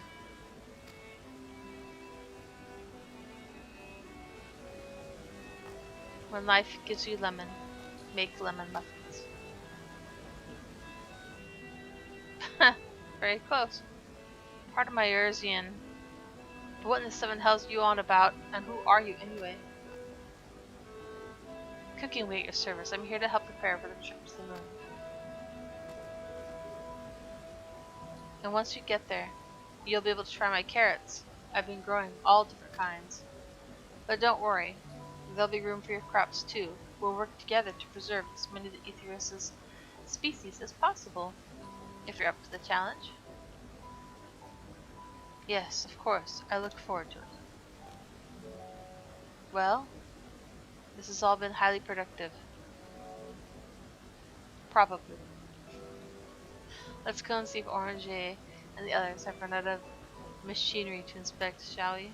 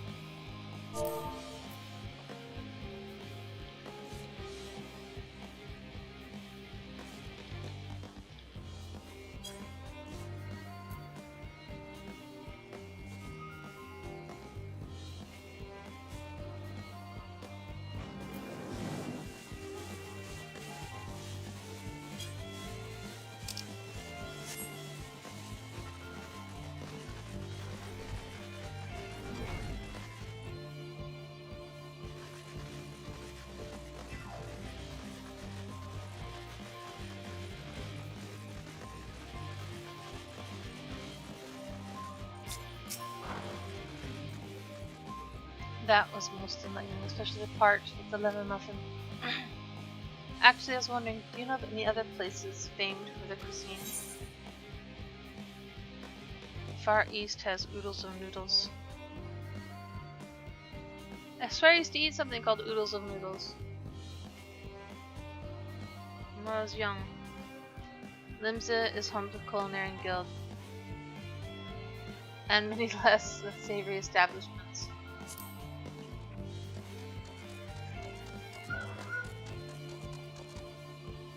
Would that I had time to visit. The more I learn of Aetheris, the more I wish I could spare it for the final days. Alas, Heidelind's orders are to flee, not to resist. If only there was some other way. Only.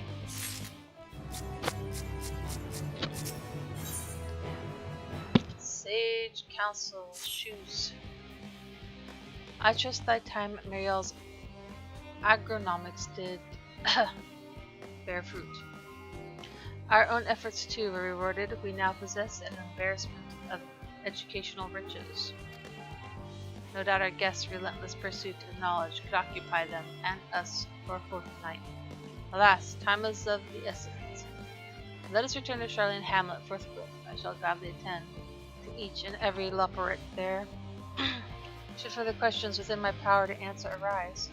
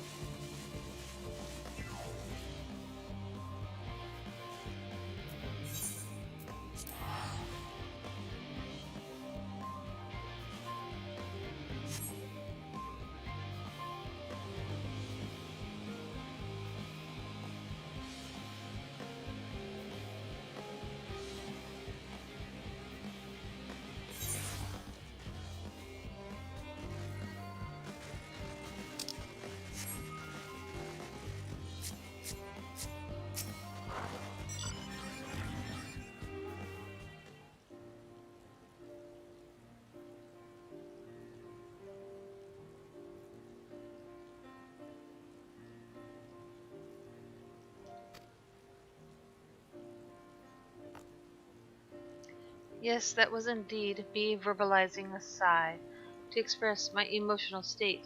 Do you want to know why? Because I saw the reconstructed environmental data for Aetheris at Logiscon Alpha. That's why. A forest, so lovely and so leafy. Are all of your forests like that?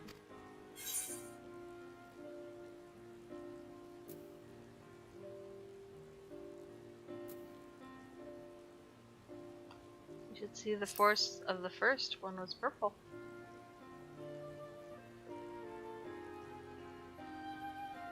Gasp, gasp, I say. With the stars so wonderful, it comes as no surprise that you reluctantly leave it behind. I was a fool to think otherwise, to assume that the moon was something worth being proud of. Aww. How ridiculous we must seem to you, trying so hard, yet achieving so little. Not at all. Thy works are no less worthy of their uniqueness. I thought I heard tiny voices. Dancred.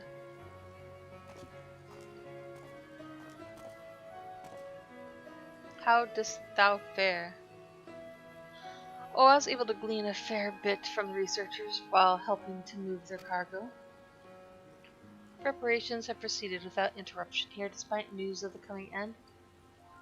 We have the forum's leadership to thank for that. That doesn't mean people aren't worried, though, quite the opposite. Knowing disaster could strike at any moment, they hurry to complete their work, equally aware that a single error could be the difference between life and death. And we can hardly tell them there is no cause for concern.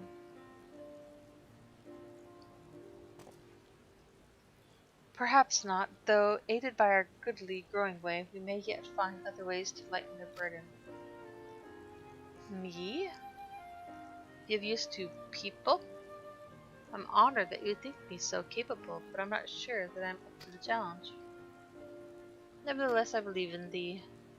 If you say so, I suppose it can't hurt to try. I passed someone moping in the western plaza that looked like they were in need of a helping paw. Perhaps you could start with him.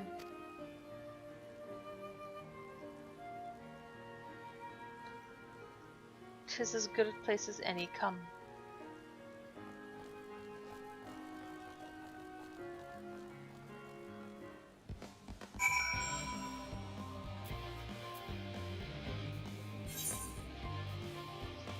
Moping.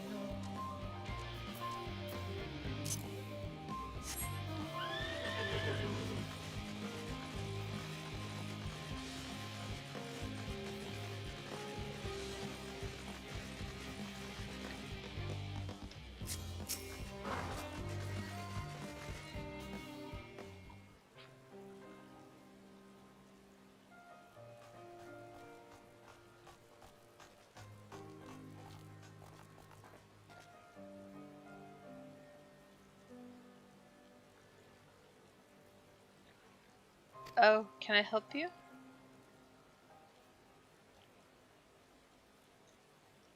It is you who would help me, as my anxiety truly is so obvious.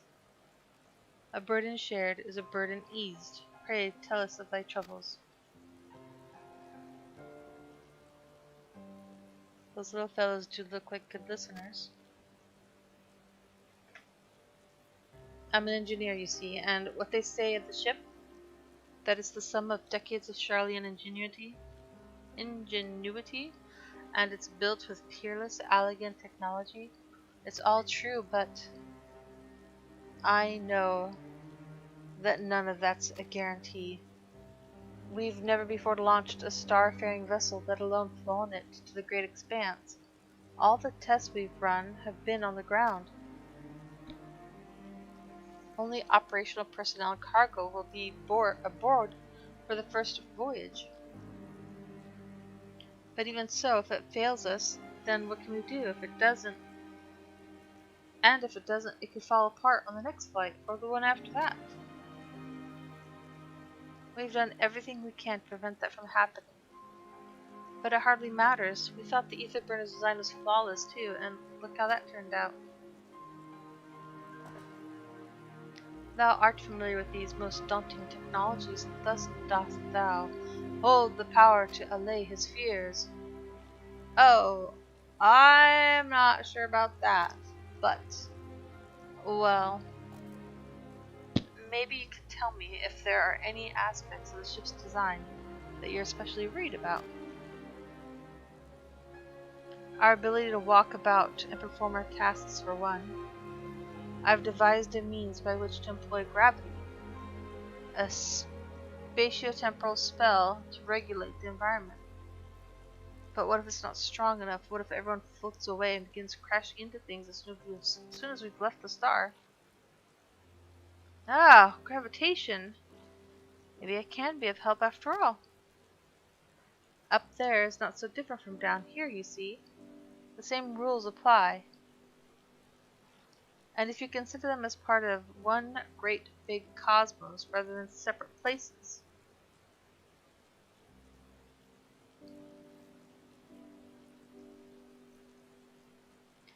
I suspect both parties shall find comfort in this conversation. Yet if Thancred's tale is true, still others would benefit from insights born of experience. Might I prevail upon Loporits to tend to them? Excellent idea, if I do say so myself. If there is naught we'd like more than to ease the hearts of the fine people of Aetheris, and learn more about them while we're at it. Full glad am I to hear it. Gather thy companions and bring them hither. Thou hast a gift for finding souls in need of succor. Pray seek thee out the distressed and apprehensive, inform them that help is at hand. I shall wait them here, that I might introduce each to a suitable Loporit.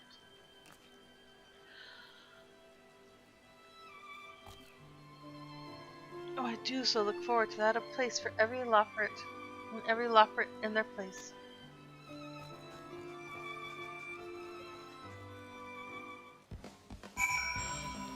Whoa. That's a big area. Start with that quest.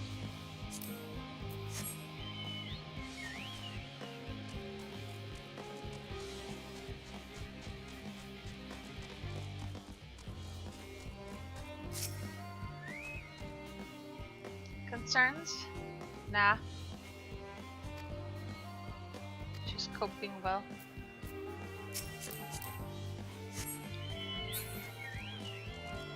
Looking for 8 troubled souls.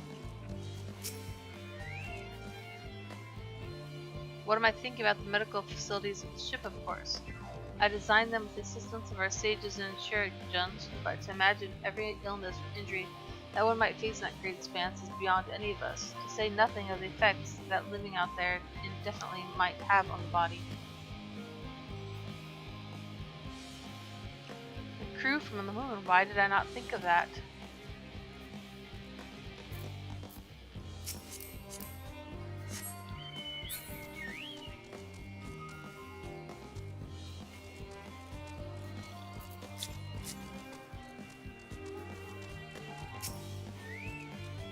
If anything bothered me while I've been loading cargo for bells now.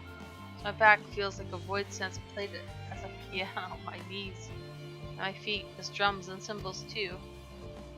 He needs to take a break.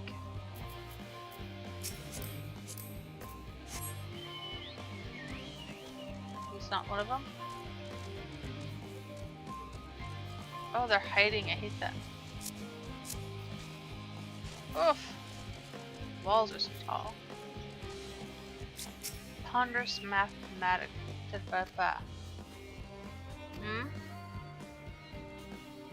mathematician is fine. Consult our collaborators. I suppose I'd be more effective than sitting here brooding.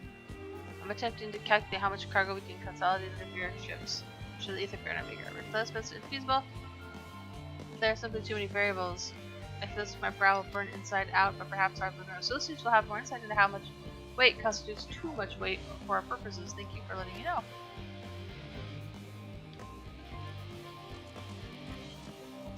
Grimacing naturalist.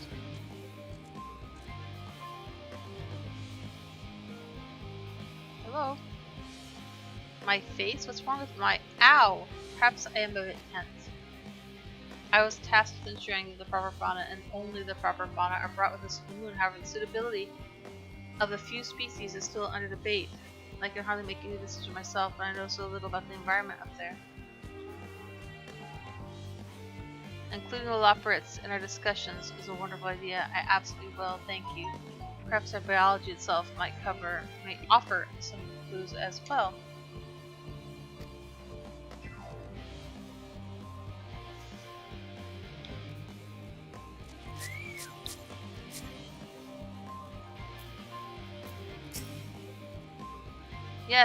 Yes, you idiot. Have you seen an envelope lying about? This imbecile refuses to give me the alchemy I ordered without the bloody slip of parchment.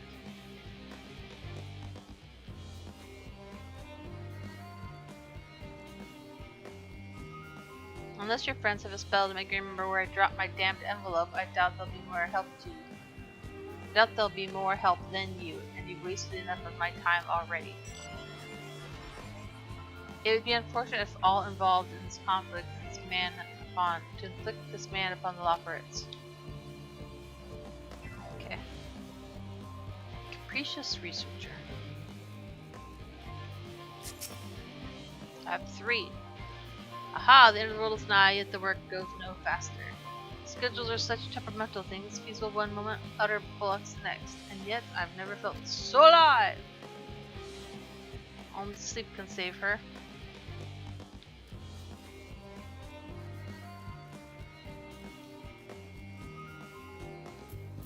I've lost Fritz.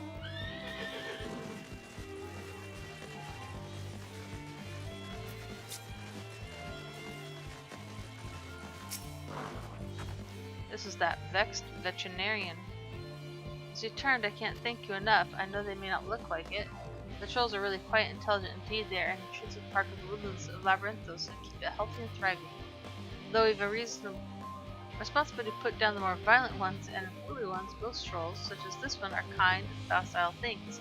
In fact, my friend here has a real chance of becoming the leader of his tribe, perhaps even guardian of the forest someday. It is we who saw these creatures removed from their natural habitats and relocated them within Labyrinth, and we've a responsibility to watch over them. It would be too cruel to dispose of one simply because they're under the weather. And here's your reward.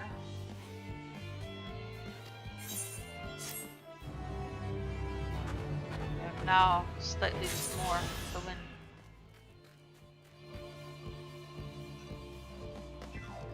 Despondent engineer.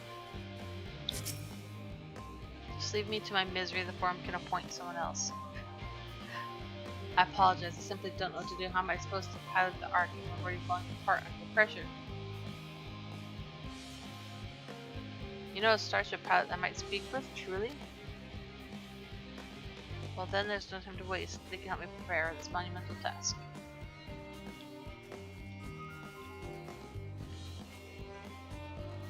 Skeptical researcher. Have you heard anything of what's on the moon? I have no doubt that you can make it up there, but they're searching for a new star plan. Part of the plan sounds awfully vague. I asked the farm, but they only tell us that our collaborators have everything under control. That doesn't make me feel safe. Wandering through a sea of stars and gods know what made my gods know who.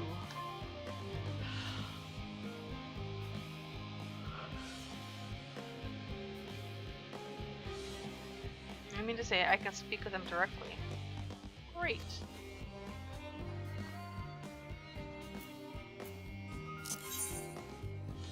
What?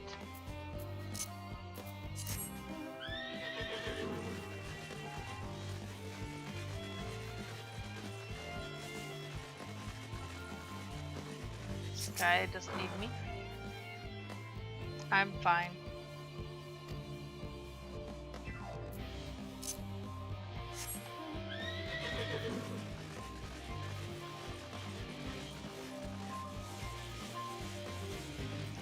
Are they all inside?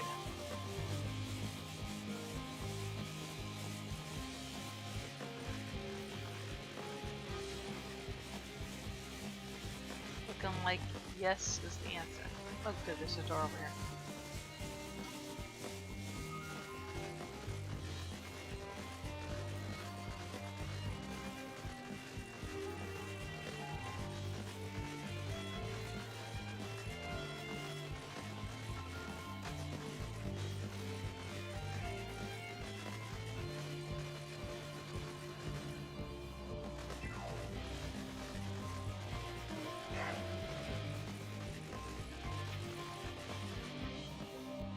There's one.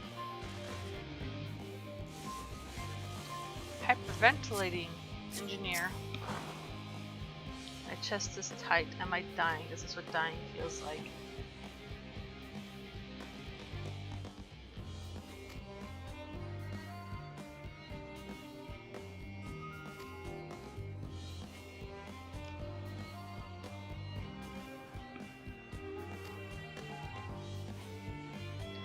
Visitors will help. 2 more.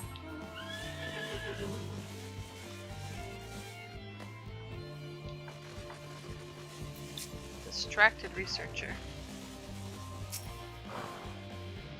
56 bunches of weeds in the ground. 56 bunches of weeds. Rip one out, add to the mound. 55 bunches of weeds in the ground.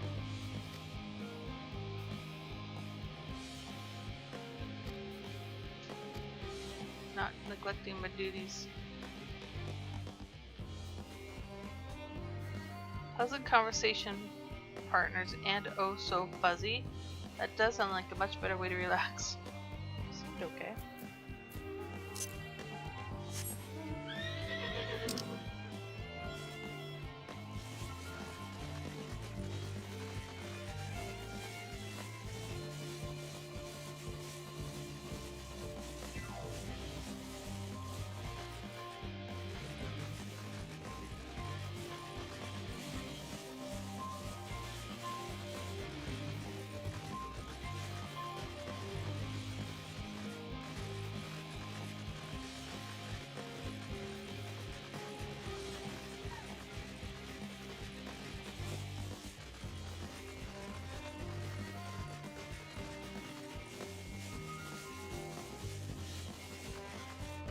I already went over here. Never mind. Occupied admin.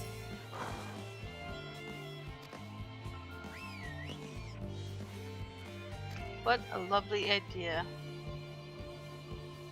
Now I need to track down 100 cups for these burgers. People. Don't worry, I can manage. It's not her.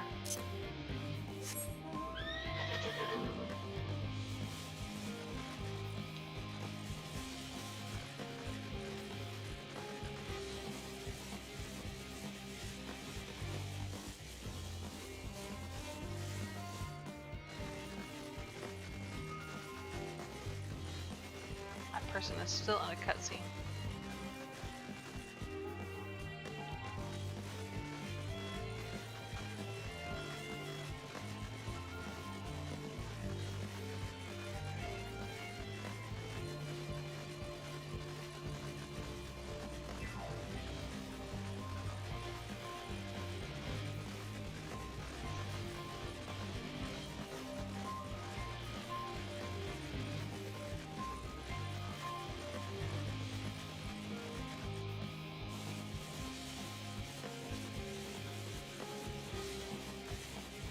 Or is he? Or she?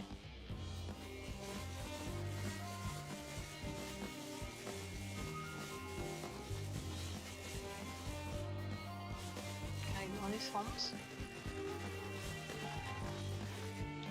No.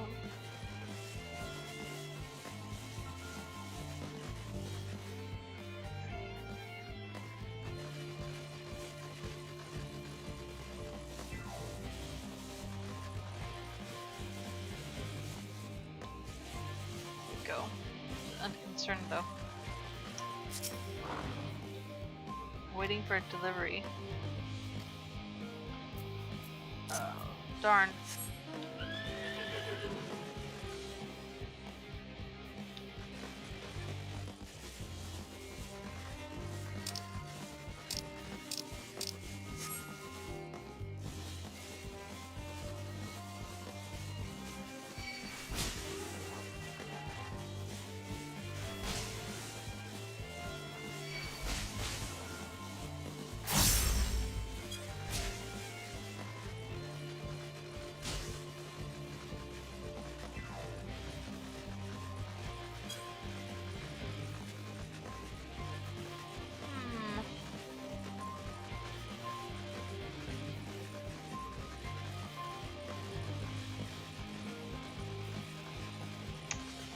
Harried ethereologist. Where did my assistants go at a time like this?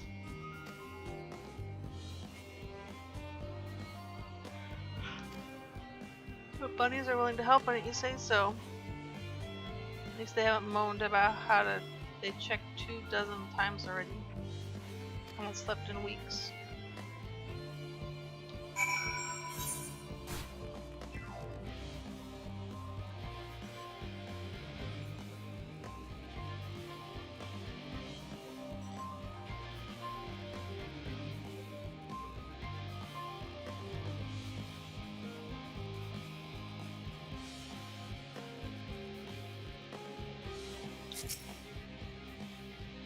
Behold, through thine efforts word hath spread throughout Labyrinthos. Verily to far greater numbers than we anticipated living away doth gander more loporits as we speak. I shall sign each in accordance with their skill, that new bonds of friendship might be forged. Should greater matters require not thine attentions, watch over them, I prithee. Prithee away.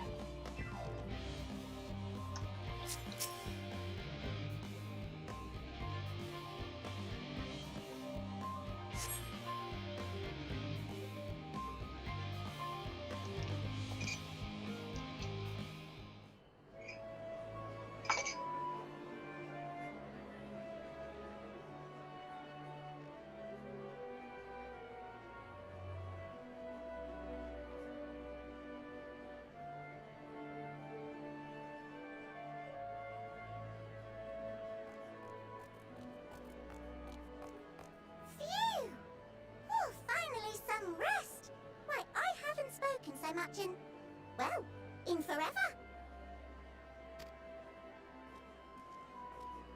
Lively, isn't it? The town is abuzz. Everyone eager to meet with our friends from the moon.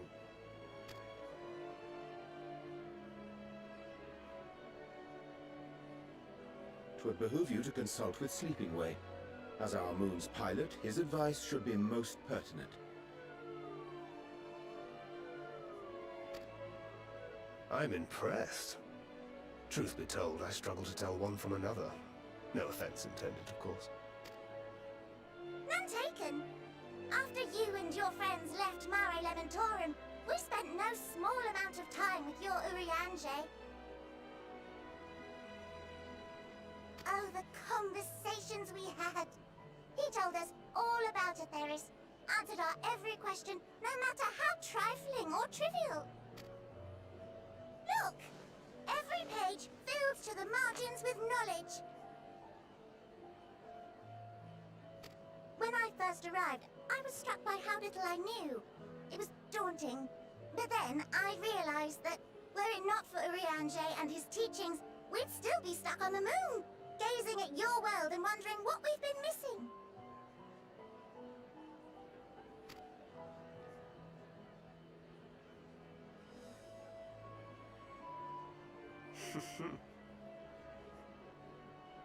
What would they think if they could see Urianger now? I dare say they'd be more than a bit surprised. And impressed, no doubt. Master Louisoix, Minfilia, Papalimo, and not to forget...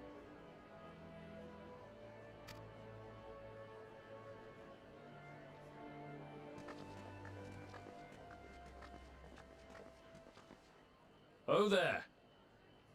Heard there was a visiting expert who we might bother with a few questions. I take...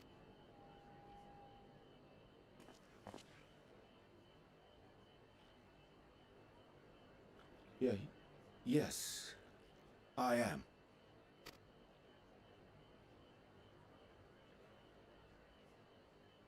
Wilson and Blovida, Sharlayan's foremost researchers in the field of teleportation magic, and Moonbreeder's parents.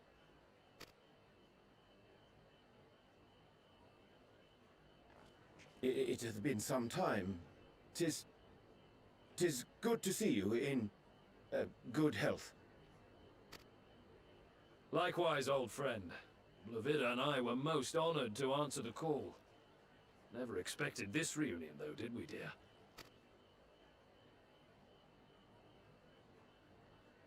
I'll say, the nerve. Sending that letter, then running off to the gods know where.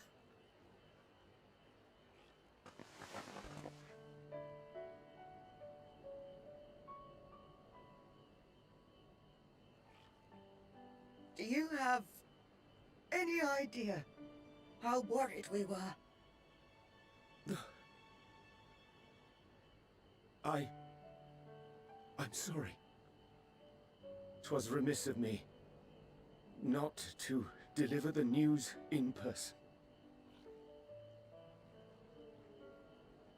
No, more than that. 'Twas I who...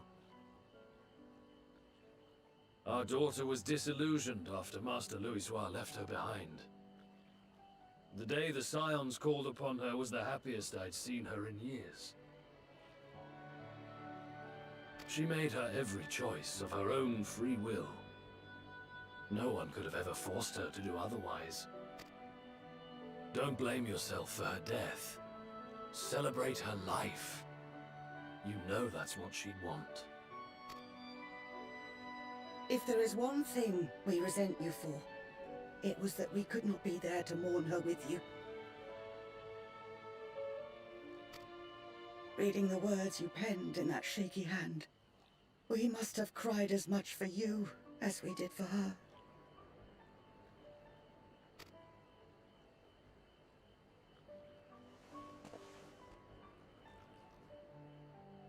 I'm sorry.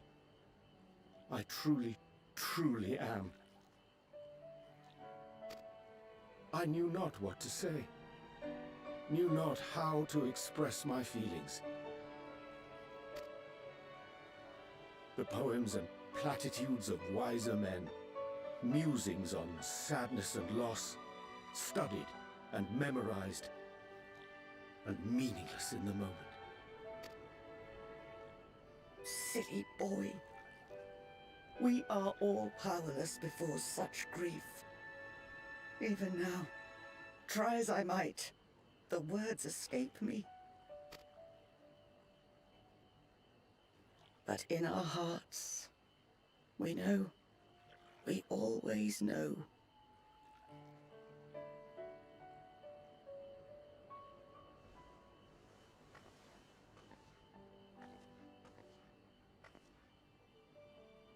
I remember when you were young, how the lads teased you for choosing the company of books over others. Our moon didn't take kindly to that. Be nice to Urianger, she'd shout, and give them a walloping. No matter how many times we scolded her. So we offered a suggestion. Rather than starting fights, why don't you be the bridge between Urianger and the others? She had to mull it over for a while, arms crossed, brow furrowed in intense thought. But from that day on, she never let you be alone. She'd drag you outside to play, pepper you with endless questions, read the same books you read, all to try and understand you that much better. I'm sure it was annoying and exhausting at the time, but she only ever had the best of intentions. And look at you now, at the center of the crowd. The reason there even is a crowd, having brought these people together. You've no idea how proud we are. To see the boy our daughter trusted and believed in more than anyone grow into the man she always knew he could be. I can see her in you too. Feel her. She walks with you wheresoever you go. So thank you, Urianger, for being who you are.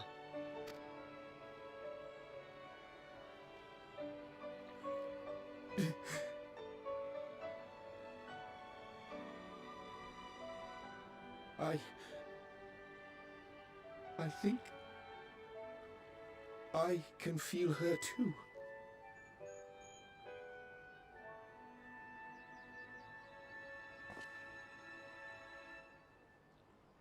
The truth of her life.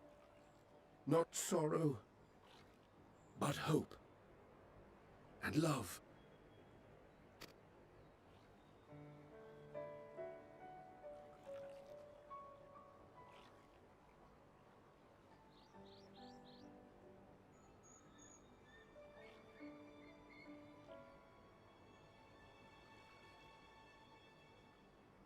This moon breeder, she was important to him, wasn't she?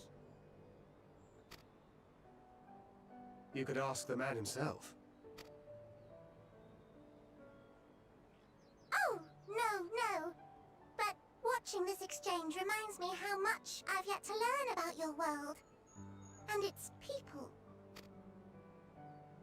You can live here your entire life and hardly learn a thing. And that's why it's too soon for this to end.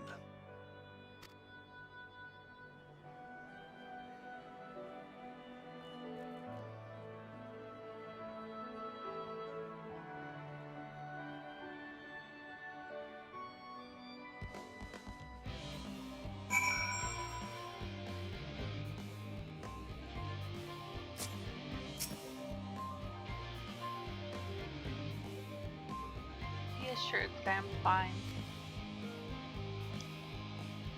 I'm full glad to see them too after so very long. Gladder still that it was in your company. As difficult as it was to accept their kindness, it would have been far harder had I faced them alone.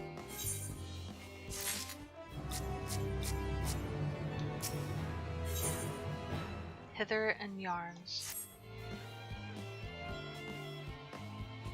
You have my thanks for and gratitude for lending courage to the Loperates. Not disposed to rest on our laurels. Several of our guests have elected to accompany my countrymen to their stations. Some few may still come hither, seeking counsel. And so shall I remain, to aid them as needed. If thou art needed elsewhere, do not let me detain you. As a matter of fact, I was hoping you might check on Elise. Last I saw, she was struggling to carry an enormous pile of boxes out to the west gate. I'd go myself, but we both know whose help she's likely to scorn.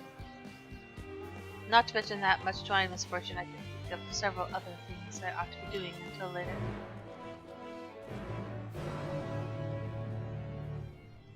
All these Aetheryte quests opened up.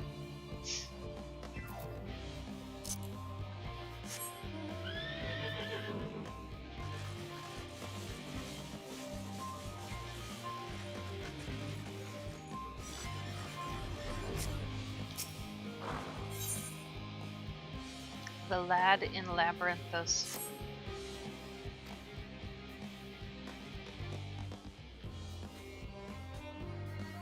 My son ran away.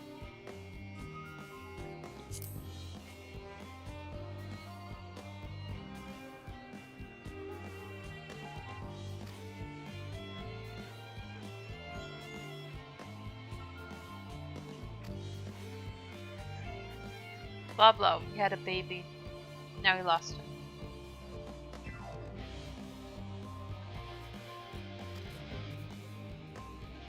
We had a little spat and bleed.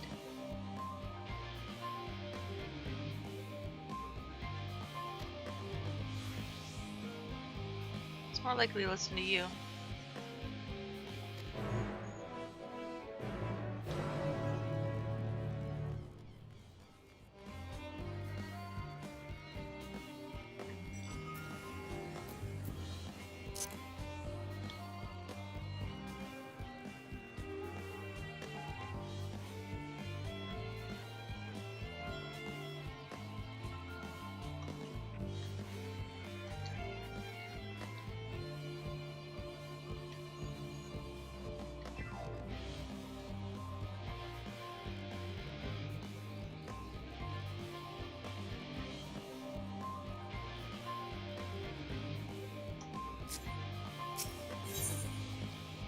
The Gleaner's Wish.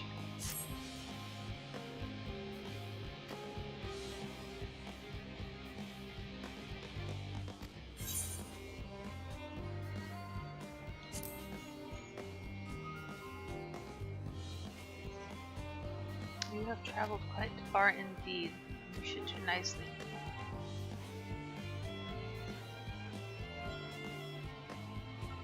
I need a more experienced traveler to say a prayer for me before I leave. And do it by the reactor operator by the tower south.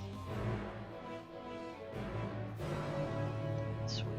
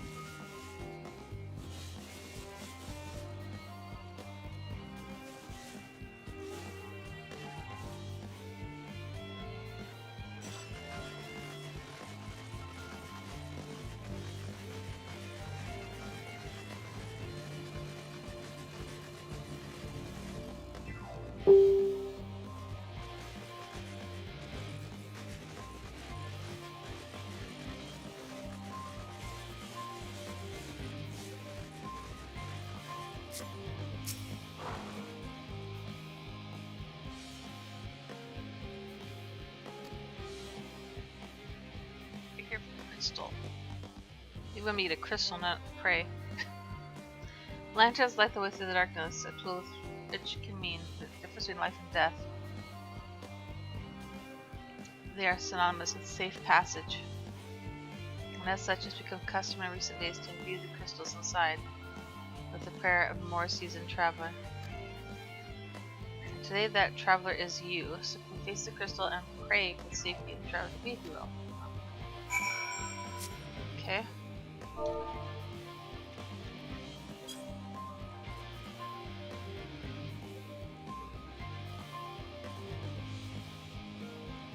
A colleague recently told me about the power of Akasha, a concept taught in the Ratzahan and how it reacts to strong emotions. I wonder if this method of praying to crystals is a manifestation of that power. Good luck.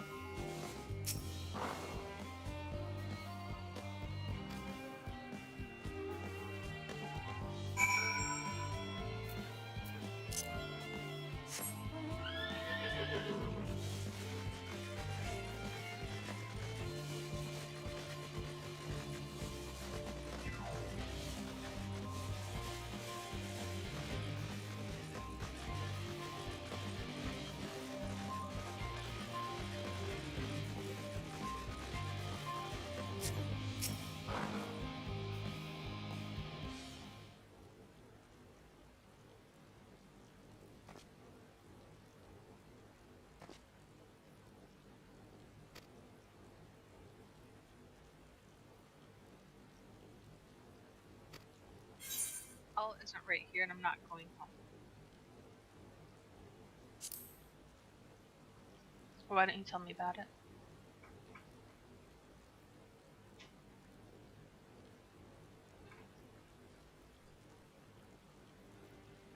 Fine. The color of artificial light here changed recently. I'm sure most people haven't noticed. But you've been here your whole life, you notice it like night and day. And people think I'm stupid because I'm young. Labyrinth dose isn't dangerous. Is in danger. What would happen if the artificial sun broke? That's why I can't go home. I need to get to the bottom of this. Although, I'm scared to go outside alone. There's monsters. I'd pay you if you'd come with me. I'll gladly take your money. I won't take your money. I thought you were different from the rest. You're treating me like a child. This is a proper deal, right? You've got to take my money and make it binding. Okay.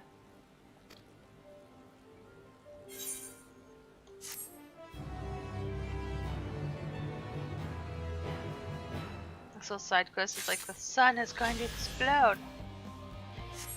Nobody's listening to me. He's chuffed that you're helping him.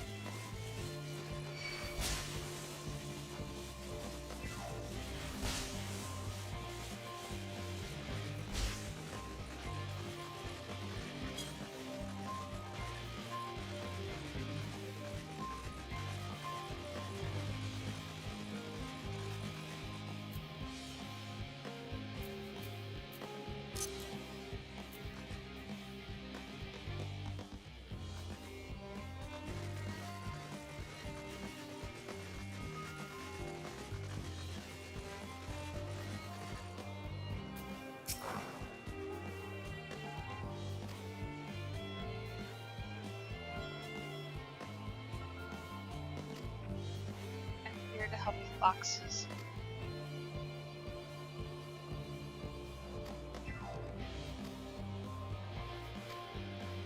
Just be careful.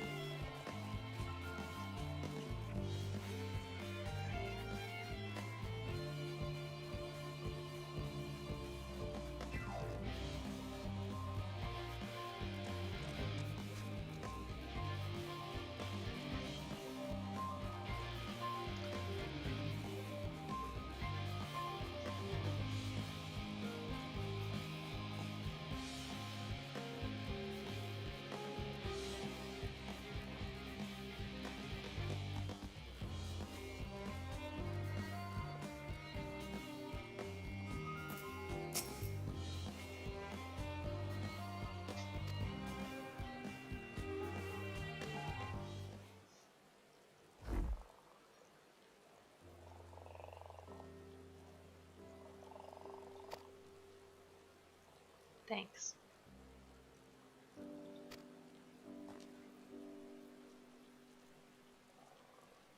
If you're wondering why we were tasked with bringing boxes to Euphoria to begin with, so was I. It turns out that this is the base of operations of sorts.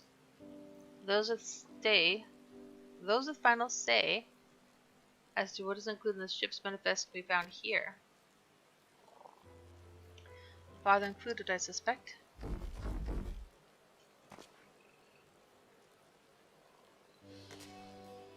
That should be everything.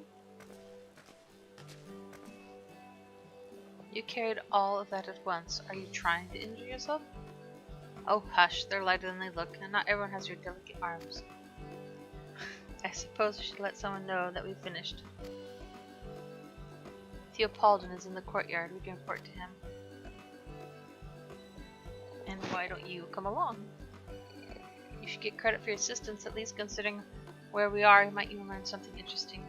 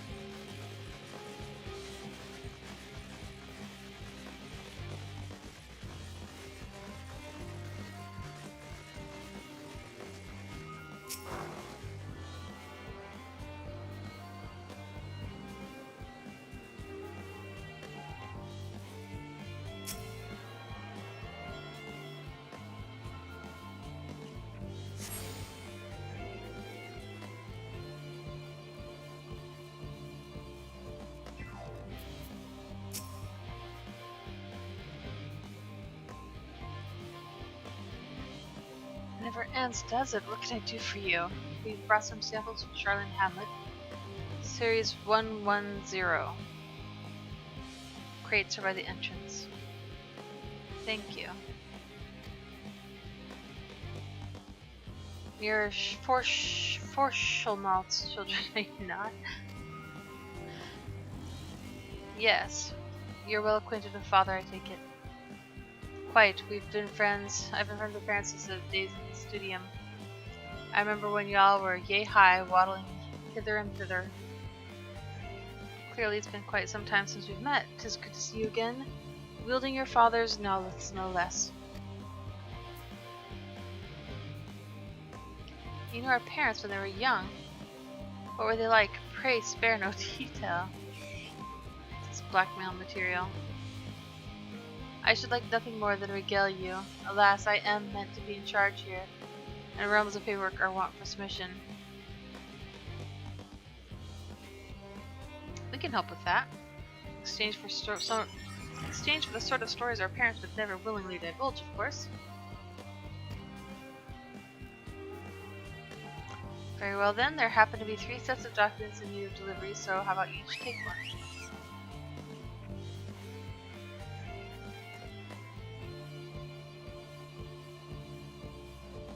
Wait right there.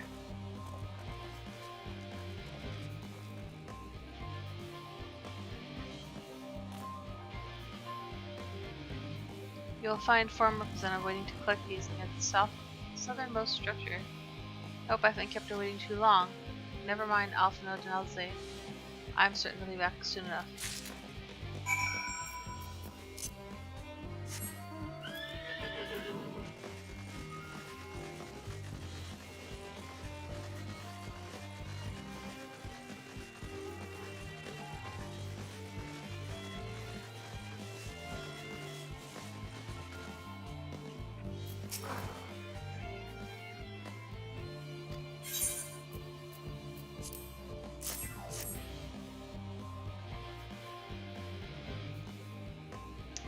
Ah, beginning to think you misplaced his quill. I appreciate your help. I hope you scions succeed. The Exodus is without a doubt the most monumental undertaking in the history of the Forum, and so we must be circumspect in all respects. Risk is a privilege we cannot afford ourselves. At its heart, however, Charlene has ever been a nation of the curious. It would be a tragedy indeed if we were the ones to stimulate your pursuit of truth.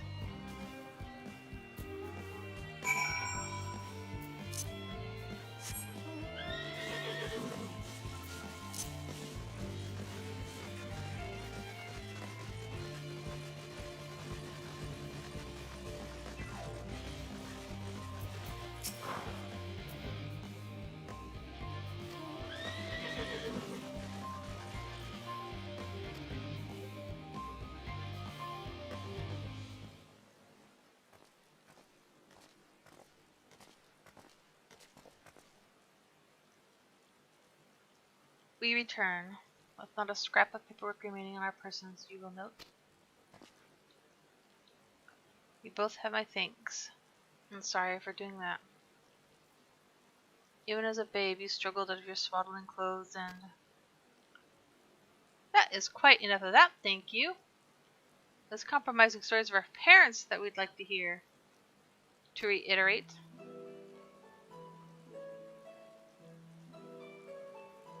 Of course. I've known your father for so long, I must have something. Well, as you know, part of why the Louvier name garners such respect in Charlene is your family's storied history. You two can trace your ancestries directly to those who came aboard in the Uncrump's Hope, a lineage few can claim.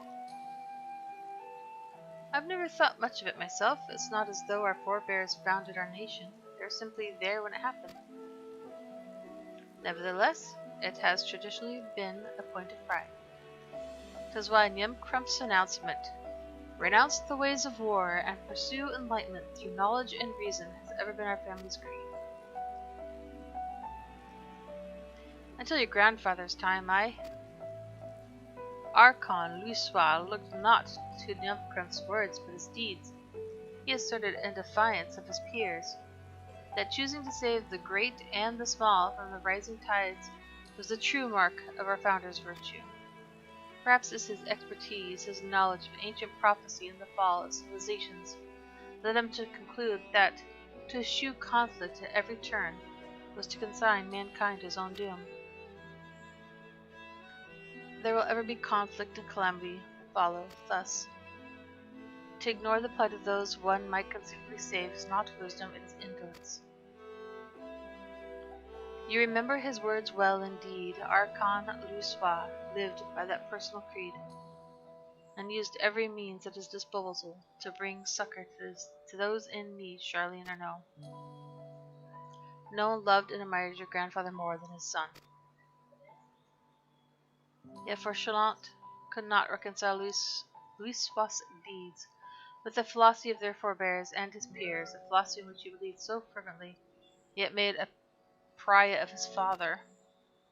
Fauchelevent agonized over this contradiction for much of his life. God's father. A son may carry his father's blood, but his choices are his own to bear. Is it not always thus? God knows Fauchelevent, a cranky old goat.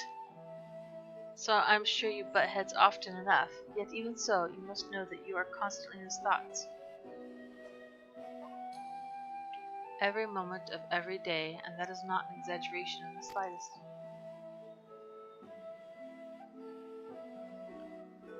You should have seen him when you were born, barely recognizable he was, with a kind of dumbfounded grin I'd not seen since he first took a fancy to your mother.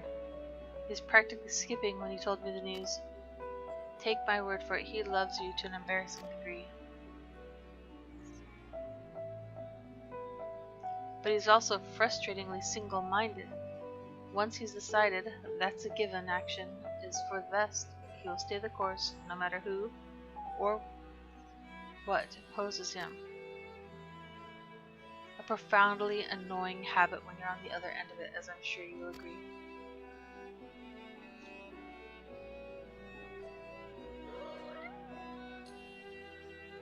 I'll say. Thank you for your insight. When next we meet our parents, I shall mention that we spoke. That wasn't really good material at all.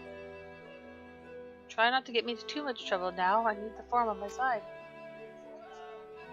Speaking of which, I ought to be getting back to work. I have to make sure the specimens you brought make it to their proper places, or the cranky old goat will have my hide. We can speak again later. Why did he kick him out of the family then? Hail, you three. Hey, Graha. Surely Coco hasn't driven you out of the forge already. For better or worse or no, however, he has set me a task that requires more than my single pair of hands. And here you are. I could use at least one of you, but I won't object to more. Unfortunately, Alize and I have prior commitments, and we have delayed too long as it is. But you can spare the time. Sure. It won't take long.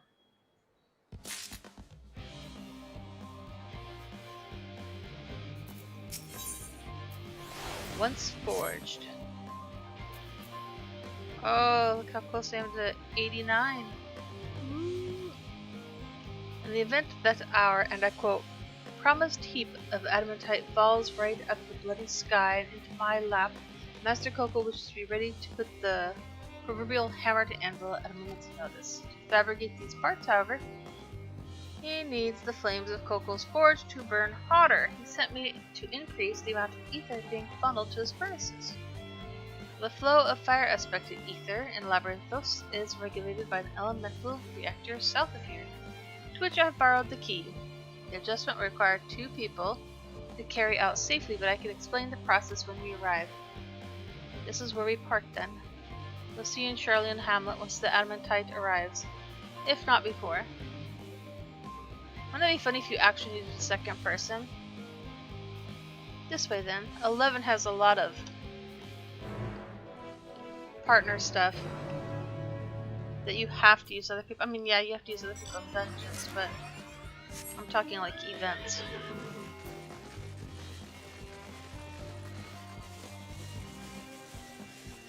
and work together to get your prize.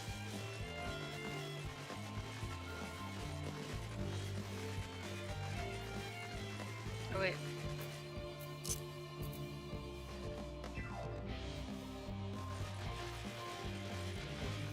That big ass tree.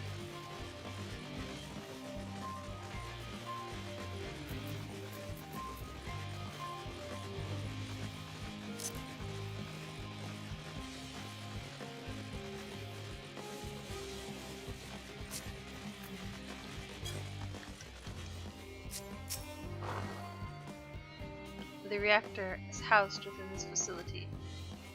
I'll be the one to go inside and adjust the fire ether output. When I do, a rather large amount of water aspect ether will issue from the vent at the top. I expect this to attract at least a few elementals, which we should both rather not be drawn into the reactor itself, trust me. Can I ask that you put down any that draw too near? They'll pose you a little trouble, I'm sure. Oh, okay. Wait here if you would.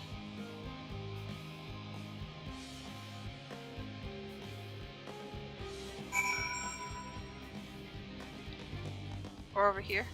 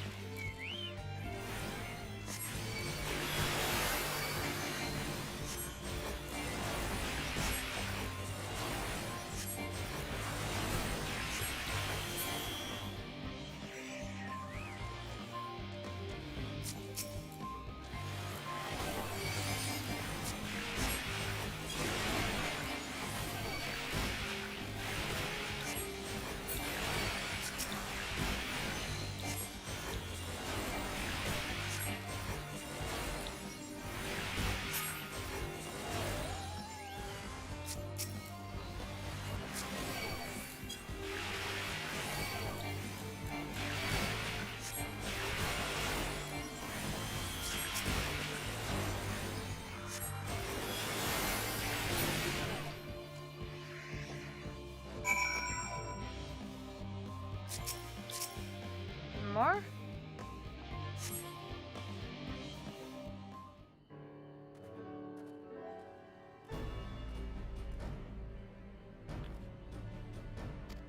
Does everything go smoothly?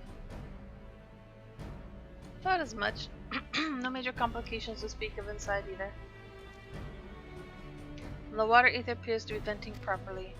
I expect Coco will have seen a difference in his forge flames by the time I return.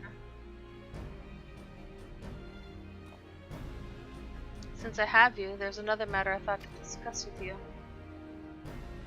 Nothing terribly important, merely something I've been considering. Part of this I shared with everyone, yet you, and only you, have been to Elpis. As we have established, refined adamantite is a product of Alig, of the Empire's twilight years in fact. It was a material which saw much use as part of the Allagan's efforts to extend beyond the bounds of this world, Dalamud, of course, being the most prominent. Of those who would push further, expand Alig's empire to encompass the heavens and the stars above. Perhaps the greatest was its infamous technologist Amon.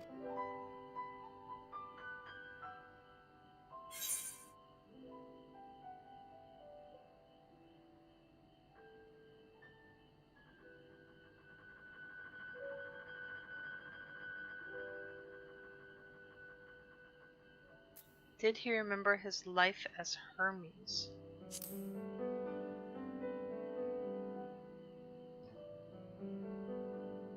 I believe he had his own reasons, but there is no evidence to suggest that he retained memories of his former life.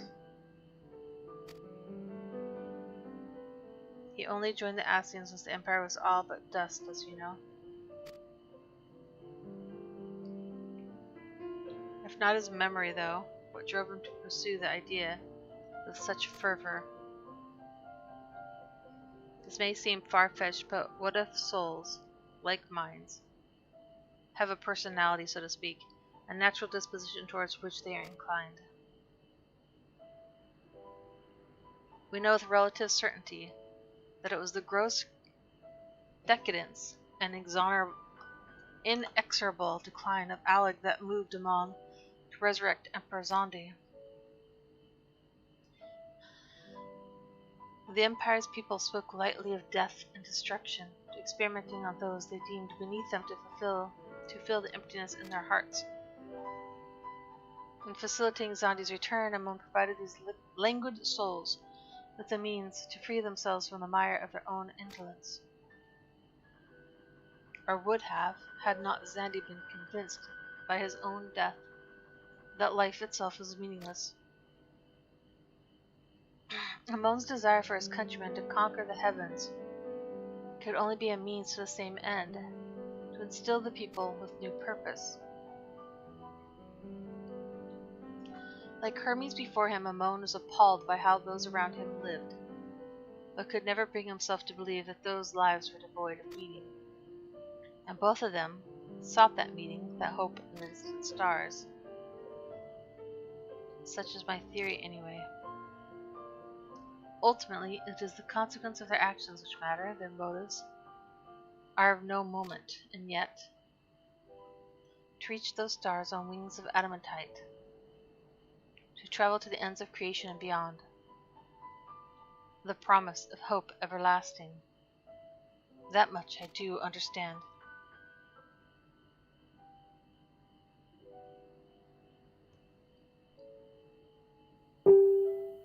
But enough musing for now. Why don't we see how Coco's getting on?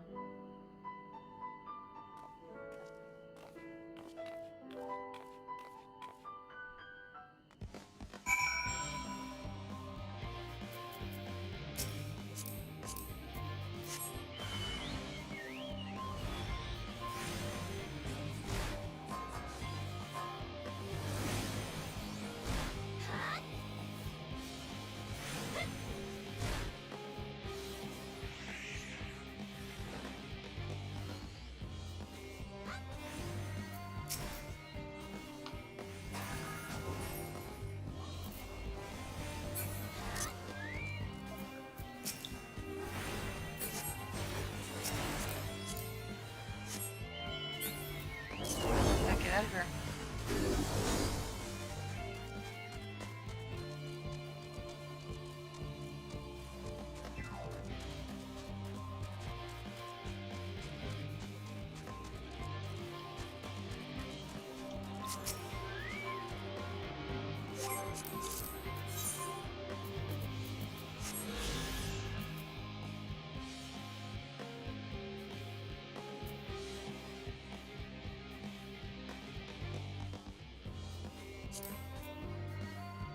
Everything's locked to me.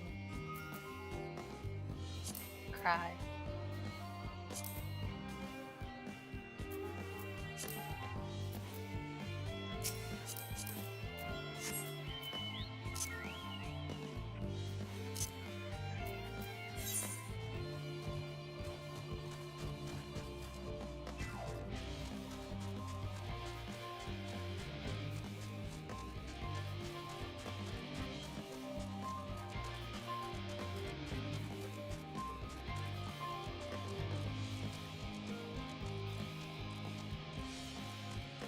This place reminds me of Elpis. It's so big.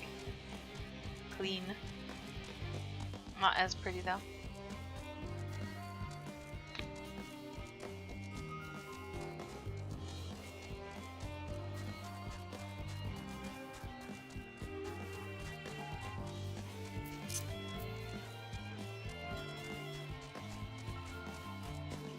There she is. My beautiful green puffball.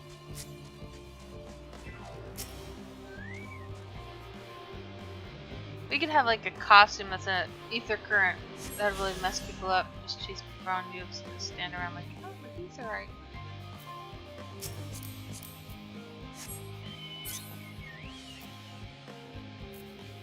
800 northwest of that one spot.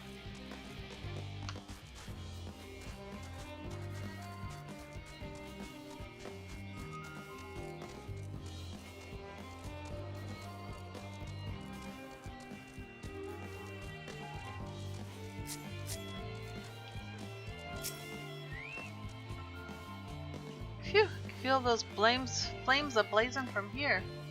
Glad you found someone capable, Graha. There's not much left for you lot to do, unless you can conjure up that refined adamantite and faster. Bonds of adamantite and an etherite wind thingy. I do trust you to deliver on your promise. I do, only I hate waiting. I want the adamantite and I want it now. We share your impatience, I assure you. Is there truly nothing else you can assist with in the meantime? I wish this sitting about's unbearable. Pity the form frowns on recreational explosions. Well, so long as they can't prove it was premeditated, get you gone. I have mistakes to make. Why don't you take a nap, dude? In that case, I suppose I should go and return the key to the reactor. I'll have one more look to make sure that nothing has gone wrong, unintentionally or otherwise. I'm certain there are better uses of your time, however. We'll join you in Charlottetown Hamlet anon. Leave him alone. Leave him alone.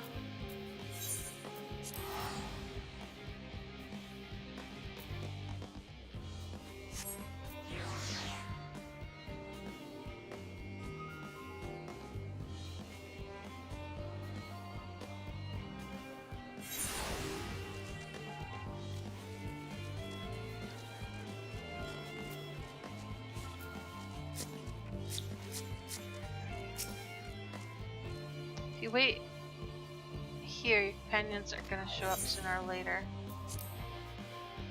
Okay. Look at my stuff.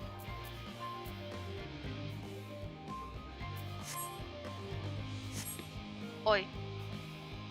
I was looking at your stuff. Are you going to talk? All set, I take it? We finished what we could. Delivered supplies, tracked down escaped animals. Trivial tasks as they may be.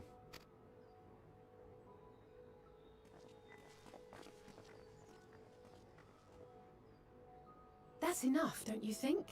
If there was anything more important still undone, that would be a problem in itself. The vessel is essentially ready for departure.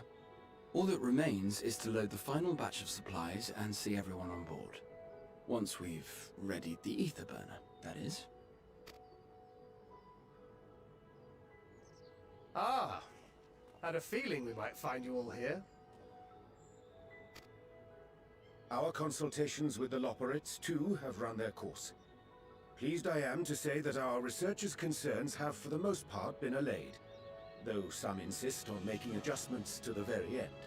For their part, Livingway and her peers have graciously offered to stay and keep the people company, lest any lingering queries go unanswered. All that remains is to wait for the refined adamantite. Alphino, are you there? It's me, Cryo. Your special delivery has arrived. Round up everyone and come to the harbor at once. Speak of the devil. Let us go at once.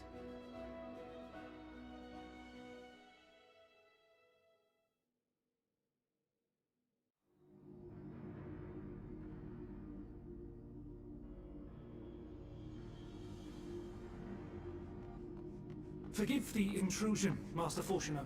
I bring urgent news. A great commotion has broken out in Scholar's Harbor. Your presence is requested, with all speed.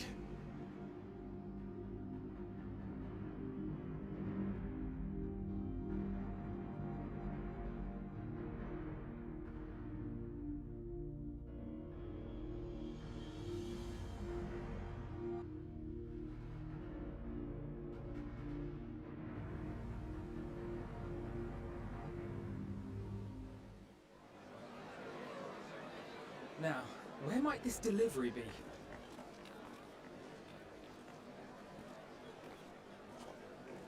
Oh. Is that a quinky dink? Big delivery.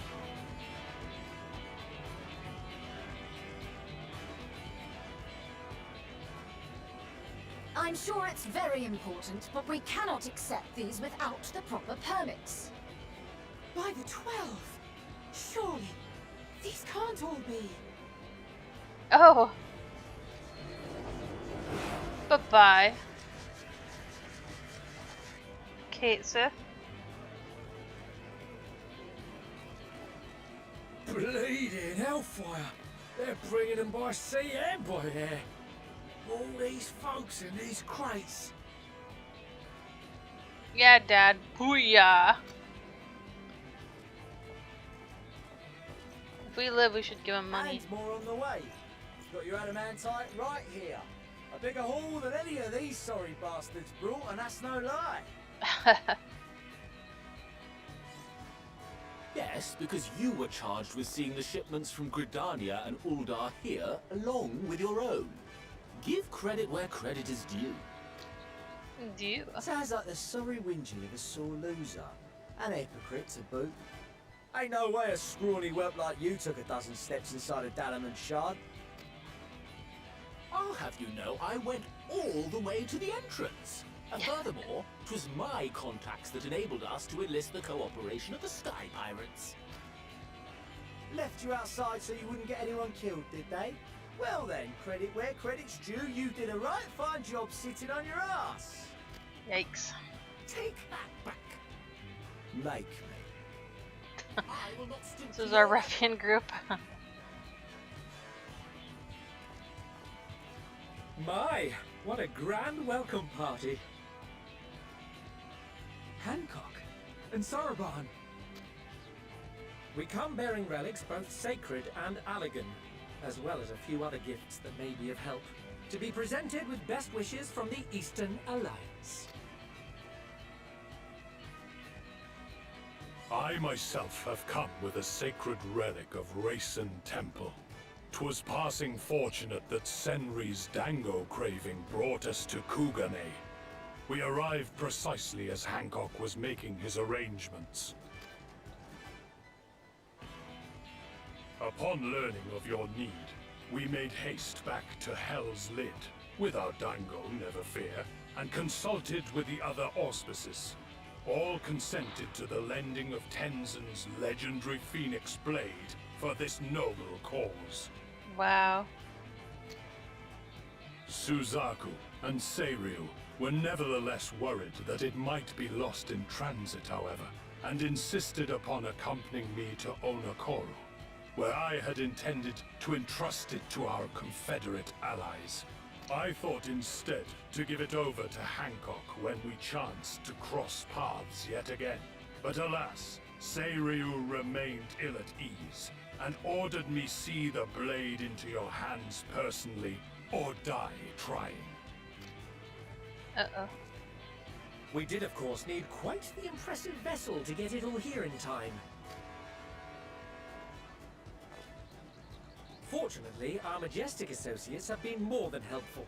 'Tis an honor to join the Warrior of Light on another adventure, they tell me.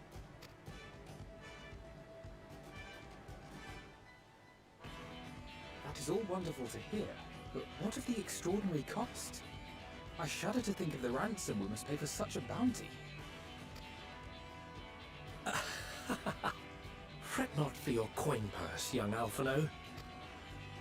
Lord Lorarito looks ever towards the profits of the future, and thus the East Aldenar Trading Company went to some lengths to reduce the financial liability. And since the Scions funded the entire venture, not a gill need be rendered up in compensation. Everything is already yours. The Scion supporter thing. When?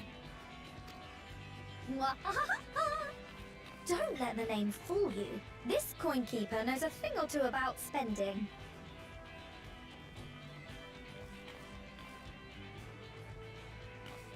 When it it comes to capital investiture, a sprinkling of gil here and there will not do. You need enough savings to make waves when it really counts, which is why frugality is paramount. She's been hoarding. We also have the benefit of a generous patron. Generous being rather an understatement. She has supported us from the shadows since the very founding of the Scions. We even had coffers to fill. That's right. Millions. I remain, of course, an entirely neutral party. I simply thought our family's coffers were needlessly full. We can hardly take them with us on your teeny-tiny toy boat, now can we? And would be ashamed to leave all that hard-earned wealth unspent.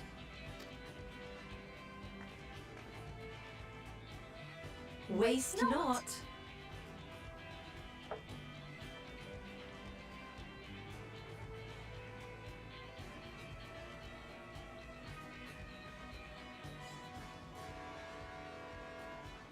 However did you manage so much in so short a time, though? We expected word to reach only a fraction of our islands. Did I not tell you I have my ways? Erenville, you were involved too. I received a letter from Cryo after we parted ways in Labyrinthos. She explained what the Scions were trying to accomplish, and why you might soon require the services of the Gleaners, spread across the world as we are. I pray you do not interpret this as a betrayal of Charlie. I accept that the Forum's aim in pushing us to our limits was to preserve what knowledge we have, and I bear you no ill will for it. Yet, in collecting that knowledge, what I came to appreciate most about our star is that there remains so much we do not know. That is why I chose to help the Scions, to combat the obliteration of those countless undiscovered wonders. I held no illusions that they would be less demanding taskmasters. Though, rest assured, if I had, I would have been sorely disappointed.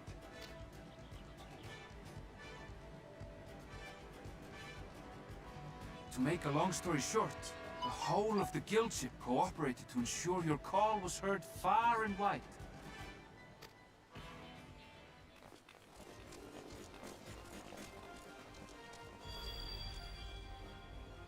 What's this about a ship that can fly to the moon?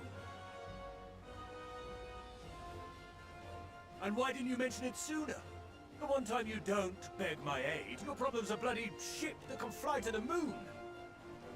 Exactly. Sid, you brought the team. Of course. Garland Ironworks' finest. You need only point us towards my new favorite ship. Oh, I nearly forgot. We stopped by Whirlit before coming here and picked up a package from Gaius. He's still of the mind that actions make for better penance than words, contrite or otherwise, so we offer none of the latter.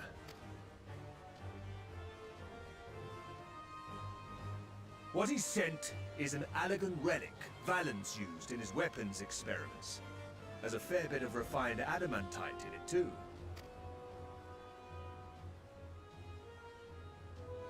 As you like us not suspect, we've also brought adamantite for Mordona's Dalamud shard. I admit to some consternation upon first receiving Kryl's message.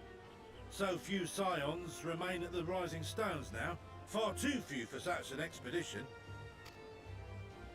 However, the Gleaners were able to secure us reinforcements. Idleshire's treasure hunters, not least among them. I know. How the Gobbyfrog fought. Slowfix's gratitude for the safe return of his daughter has not waned, and he gathered his kin to our side with an astounding quickness. The clash between their machina and the Allegan defences was a sight to behold. I wager even you would have been impressed by the magnitude of the Gobby booms.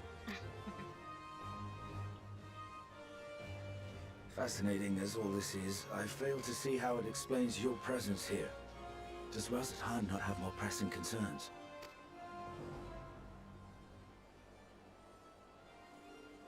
We do. Yet averting the final days would be the most expedient solution. That, and I am indebted to you.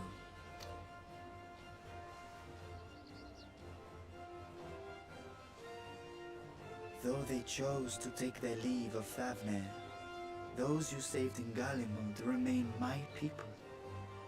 My gratitude is beyond words. 'Tis appropriate that I aid you in kind.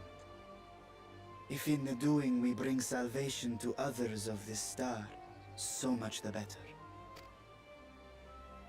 You will recall that I spoke of my father, Midgard Summer, and his journey across the great expanse. As he traveled betwixt the stars, his resplendent scales drank of the ether in those nigh empty surrounds, and imparted to him the strength to persevere.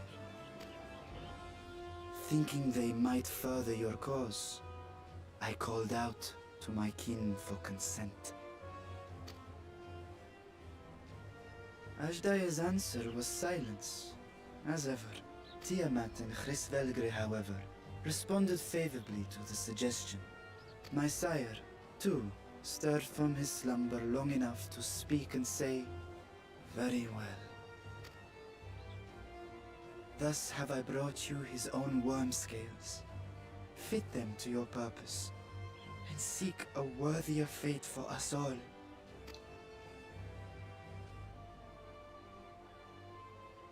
You'd be hard-pressed to find someone else so familiar with the unique properties of dragon scales. So I invited myself along.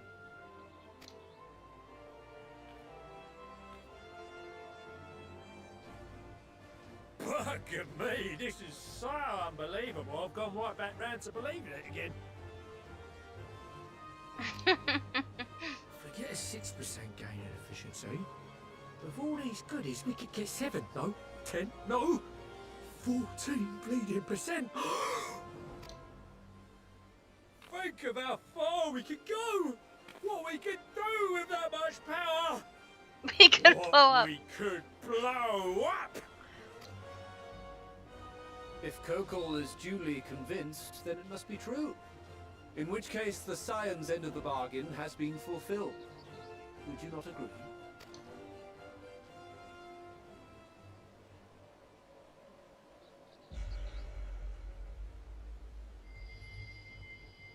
What is this?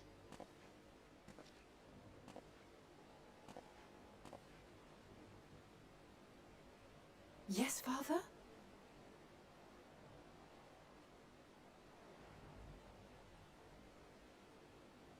I know not what you seek of Hydaelyn, nor for what purpose you would take command of our ship.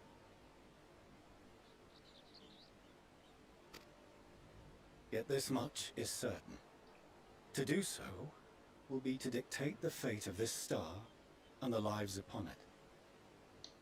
The lives of each and every creature, in their magnitude and their fragility. Do you understand? And are you prepared? We have seen and we have felt how much each life shapes this world. And so we are determined to abandon none. We understand what is at stake, and we are prepared to bear this burden.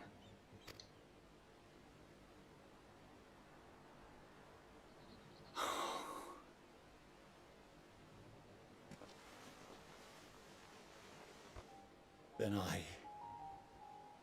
I will bear it with you. I beg you, share your struggles with me. As family.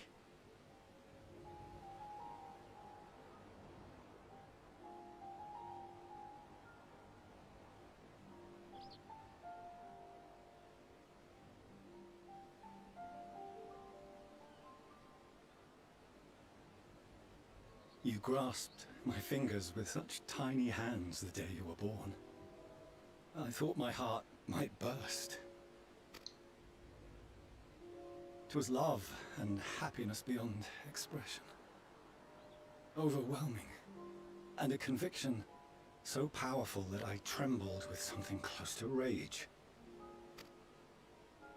I had heard the final days foretold.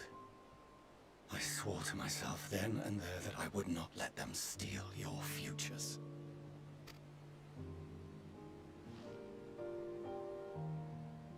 The great exodus would succeed, must succeed.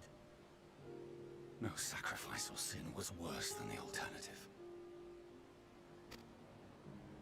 If anything gave me pause, 'twas mine own father. The Archon Louisois openly decried Charlian's policies, a perspective which I regarded with increasing disdain as I grew older. Yet even as part of me thought him a fool, perhaps I also hoped that he, of all people, would devise a brilliant means to save my children. A naive hope, but stubborn enough that I could never bring myself to keep you apart.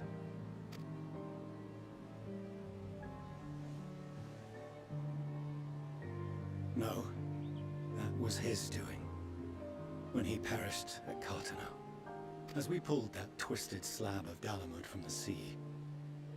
I remembered the warmth of your newborn touch. Chastened, I vowed never again to suffer any interference in my mission to protect you. No matter that you yourselves wished otherwise. Detest me, fight me tooth and nail, I would suffer it, and more, and be satisfied so long as I could force you onto the ship.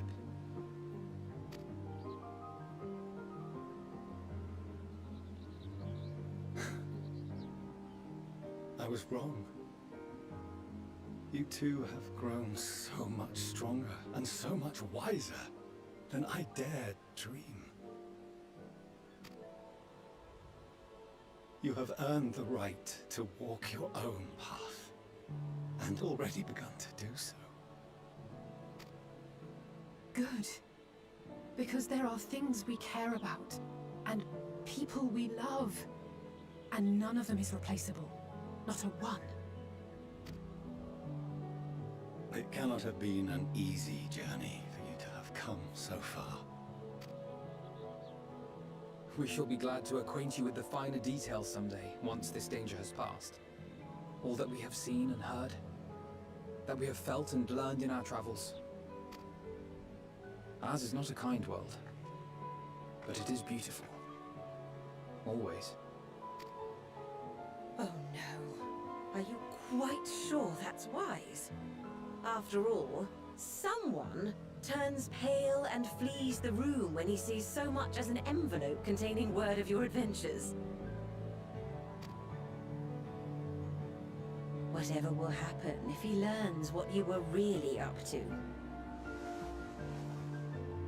Amelians.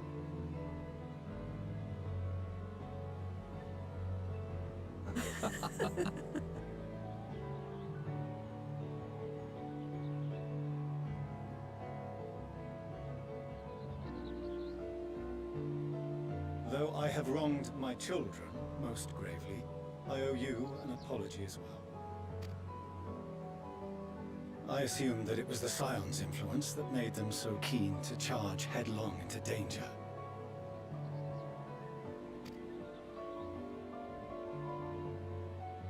Yours, in particular.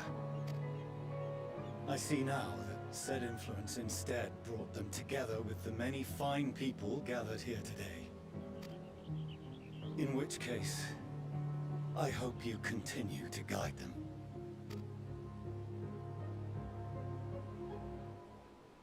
If we've finished loitering about the harbor, might I suggest we put our plans into motion? People are beginning to look confused. Perhaps you can spare a few words ere they resume the tedious lugging of cargo. You have no small number of friends and admirers here after all.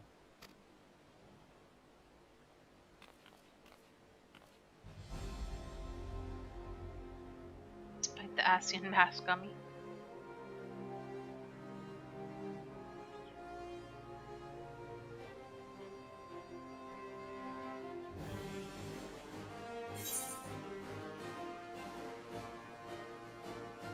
Lend us your strength.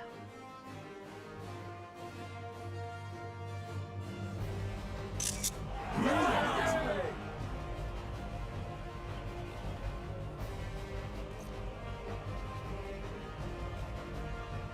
couldn't save my home, but maybe I can save yours. Your assistance is appreciated. Now, in an orderly fashion, if you please.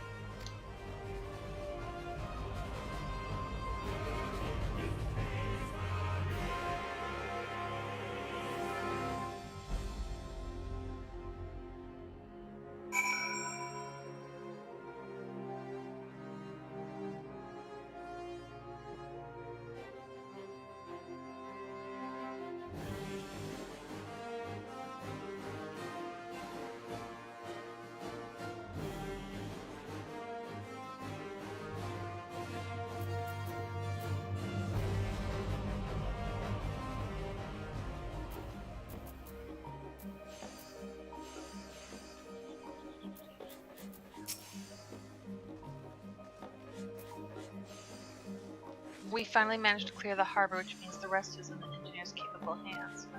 Meanwhile, Father's issued us an invitation. As was agreed, he will reveal the means by which Heidelin may be contacted. We are to meet him at Aporia when we're ready. Given the vital knowledge she holds, I suggest we leave without delay. It transpires, however, that the form's method for speaking with her is not without risks. I am curious to hear what those might entail, but regardless, be warned. Most of those who arrived with the Adamantite have offered to stay and see to any remaining tasks that we can be doing. We're here, might as well get ready to go on the moon, right? The form has already asked for my assistance in overseeing the process, so you needn't worry about a thing. Thank you, Tataru. We're off to Aporia then.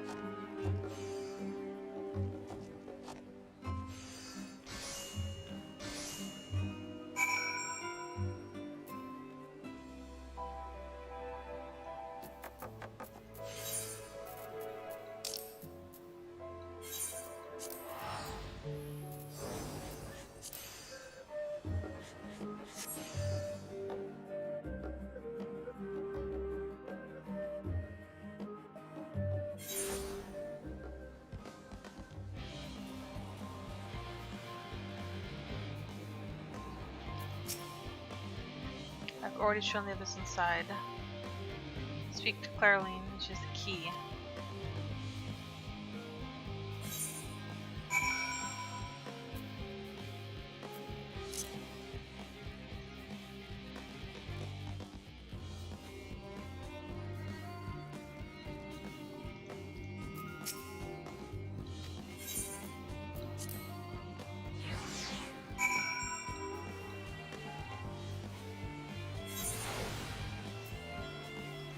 We're not gonna fight, are we?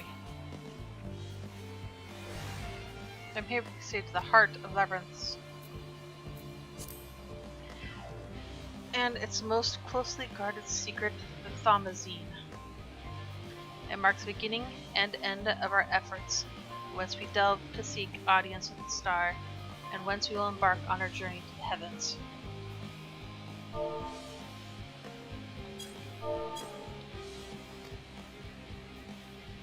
This way. I have to get on a horse just to walk to the door.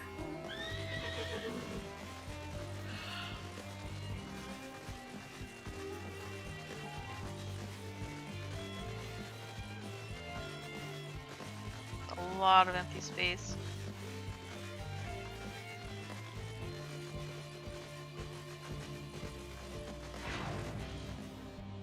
Blah. Uh-oh. Intense music for a second.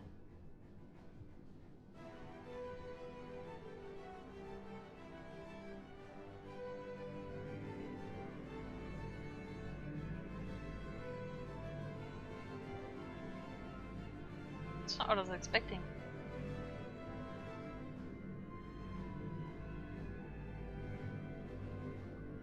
The lunar winds.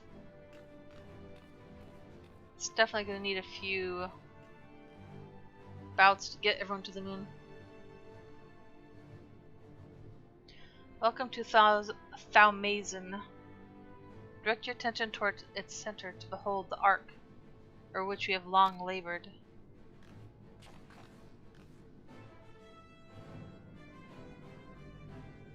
As you can see, it was designed as a medium-sized craft. The better to reduce fuel consumption, miniaturizing magics have been applied to its interior to ensure that the thrust-to-weight ratio does not place too great a limitation on its freight capacity. The ether burn, as you know, has been removed for further modification, but we shall reattach it soon enough. I've received word that Kukul and several of your allies are working on it with an intense fervor.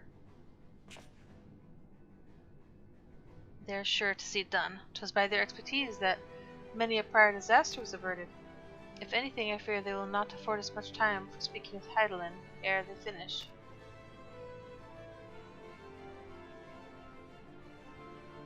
Point taken, let us move on. I must warn you again, however, that even with the benefit of our device, to treat with her is not a simple feat. We're not taking the ship, are we?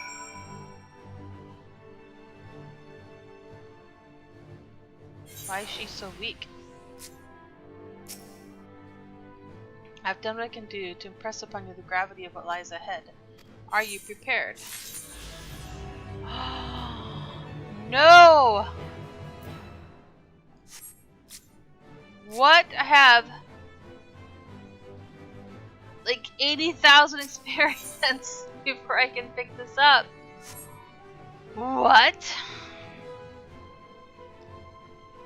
What? Will this give me experience? Some. Wait, who the hell is this guy? It's a job quest.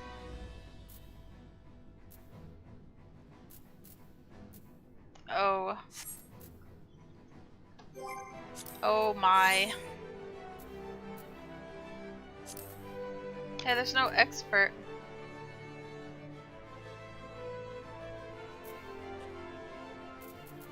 It's not like crossed out or anything.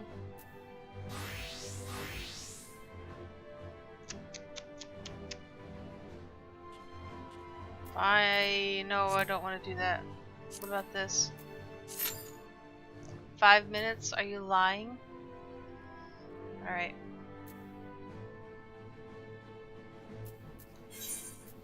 Hey. 12,000 experience with a reward of experience. Why not do it?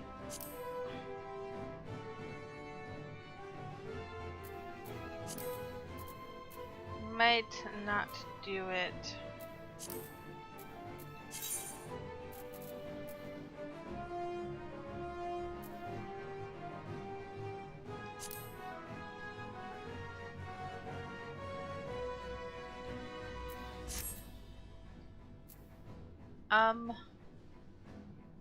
Let's do this. Needs to be done.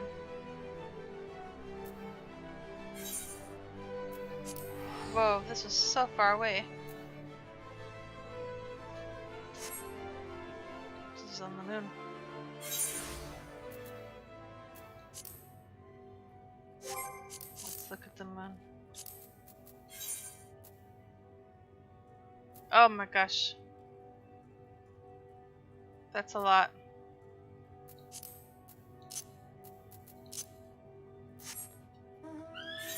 $800 northeast of the direction here.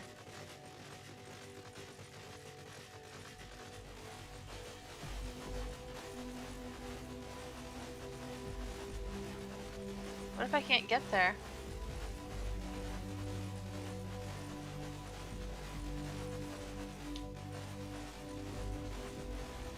I can go touch places I haven't been before.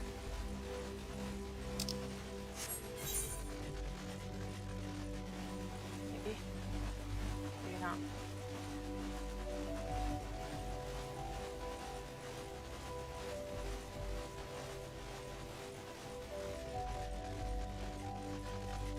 not. Oh, there we go. 26,000.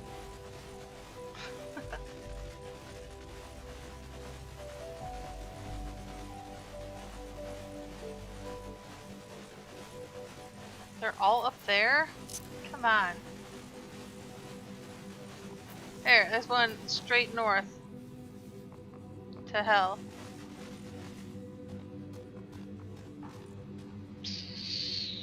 I can't get anywhere over there.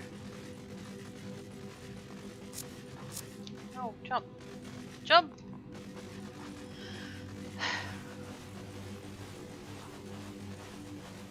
This for surely pop. I'm number 2. Before I get anywhere in this place.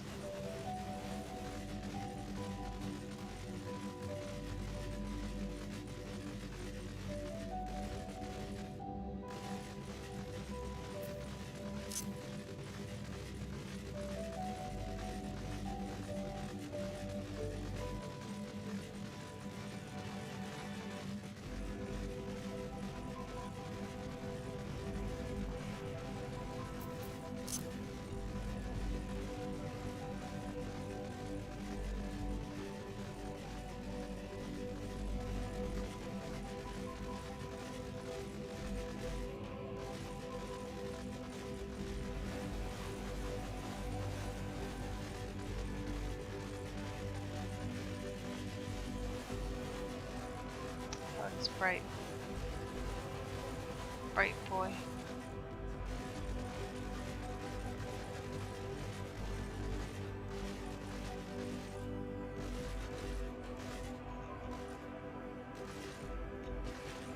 Come on. Let me up.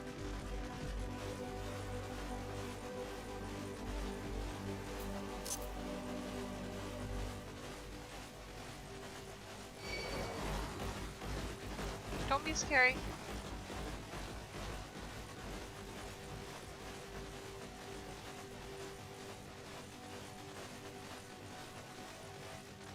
Can I even get over there?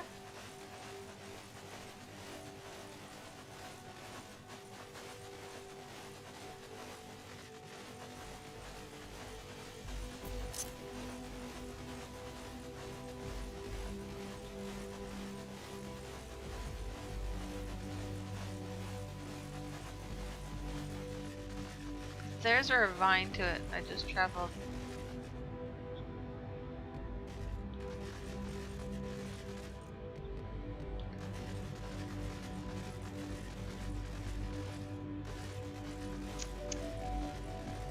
Jump!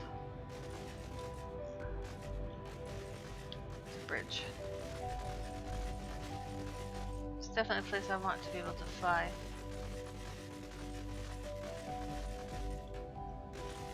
We may not be on here for long.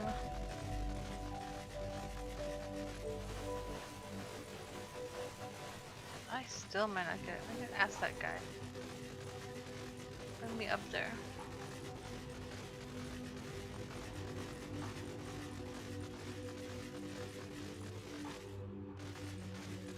Do I have to climb here? No?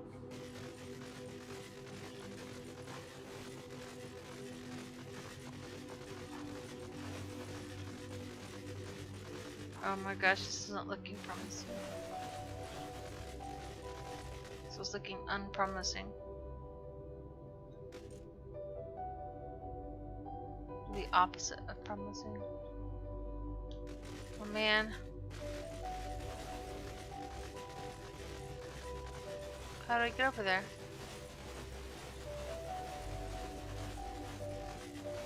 Man.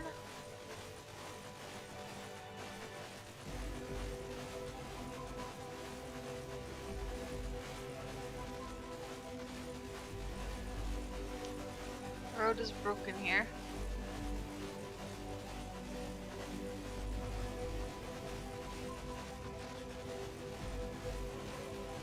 Let's see. Speaketh the brusque lullabret.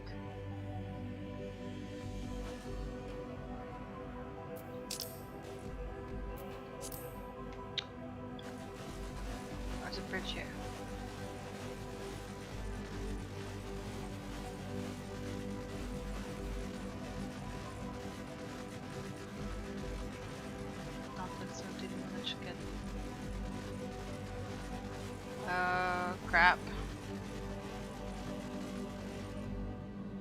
Where's that dog? No. How do I get over there?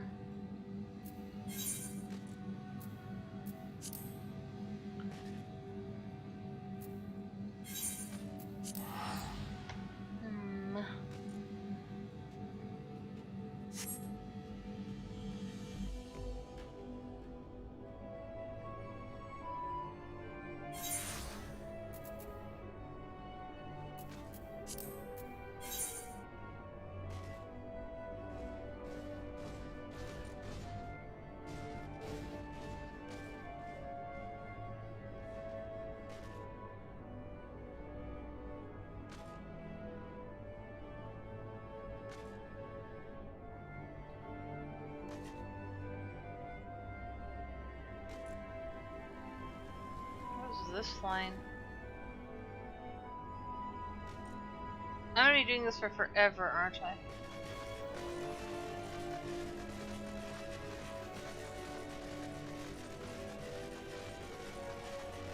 I don't see how I can get that from here either.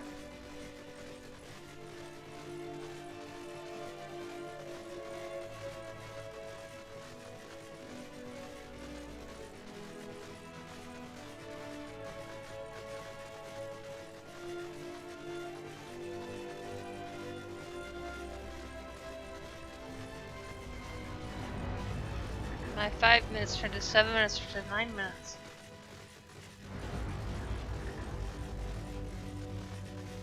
Will Argos take you there? Ride him across the chasm.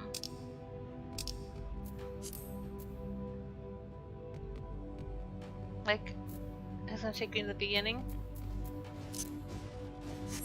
Argos, I need a chasm dog, but over here. I think you're gonna take me all the way to the entrance. I don't know though.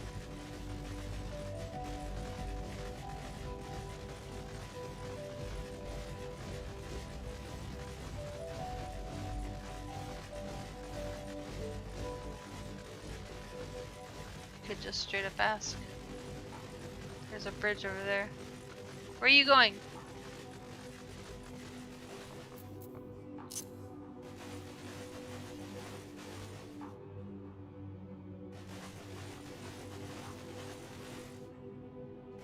What? 200 west. Inside or outside?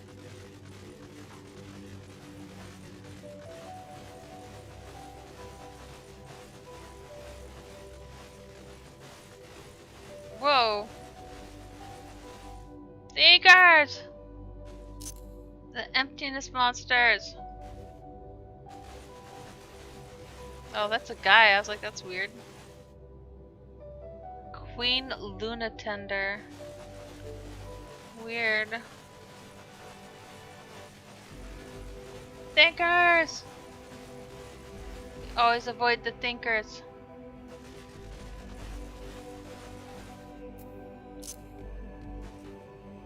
East. Might be underneath. We're in this hole.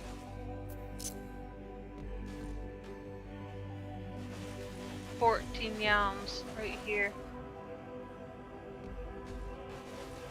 Bummer.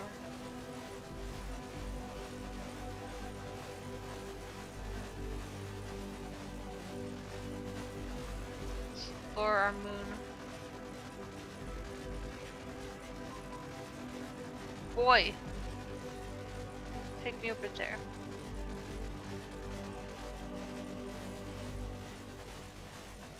At least I see a bridge. It's comforting.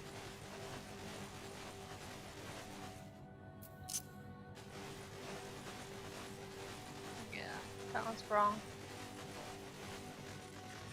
Loving ways, darlings. Ah.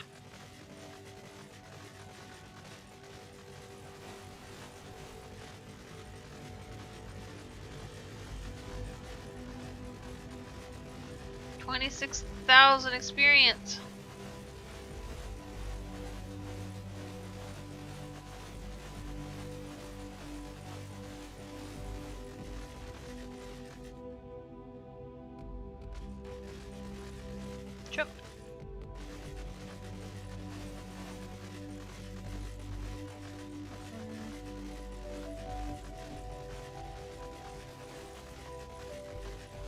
bright side of the moon.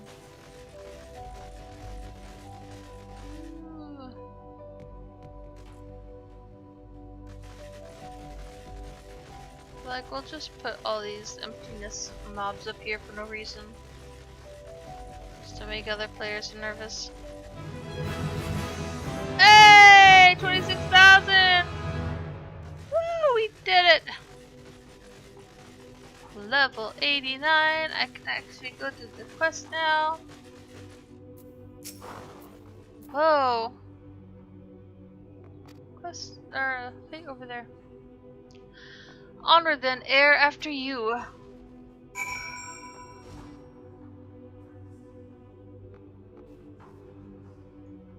I'm gonna get on a horse. So that I can run away fast. Not to jump. Oof. Oof. Oof. Oh, something crashed here. Something big. It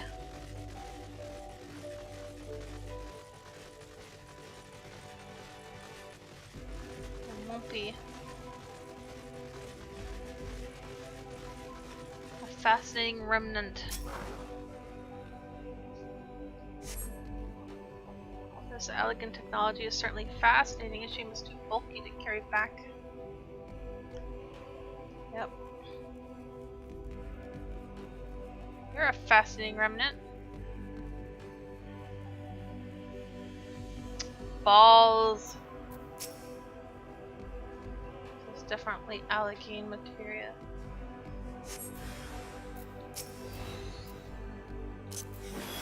How's Fritz doing?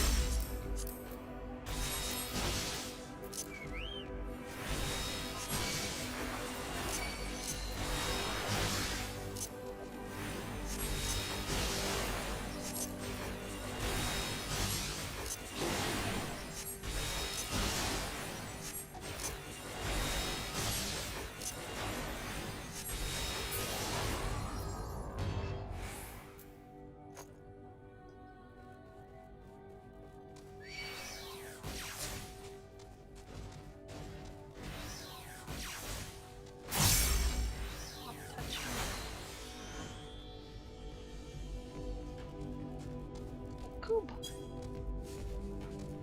Cuba, Cuba, Cuba.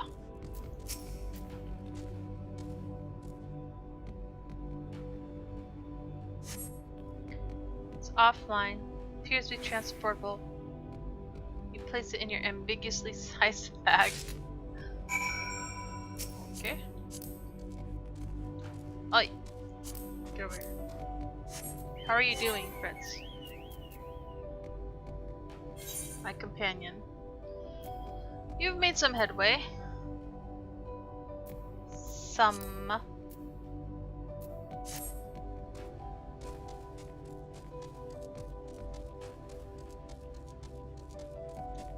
Where is he? It's right there.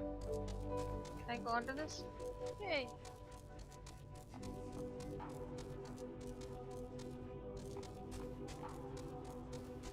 Downfall Hunter. Maybe new.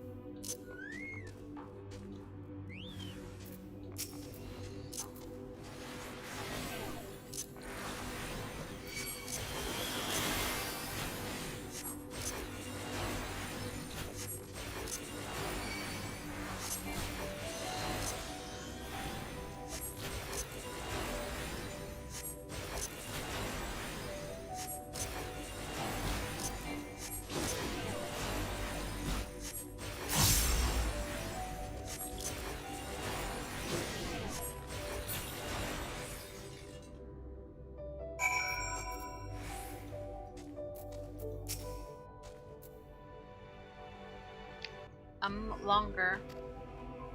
A drone would have alerted something. Did you find anything of interest? Let me have a look. No, you're right. We should wait until we get back.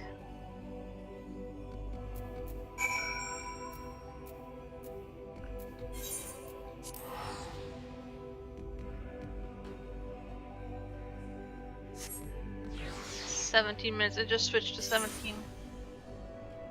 Because my average wait time is 17. I don't need you anymore though. Did it myself.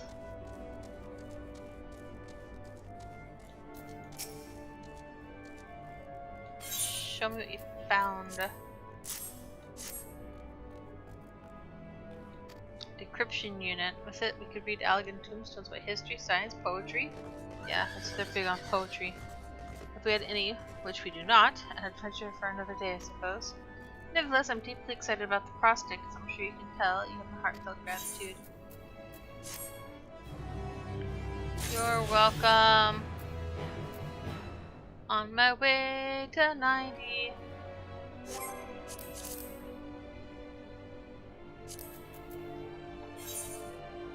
Oh my gosh, how is there so many?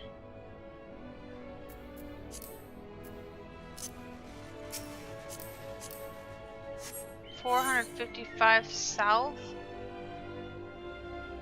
I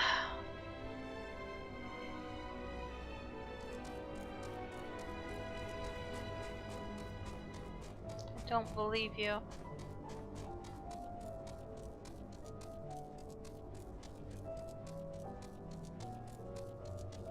This is exactly where I came from, 455 south.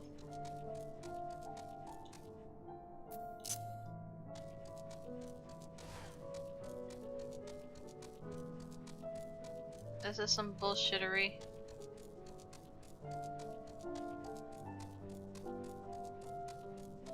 Isn't this where I said that it was inside?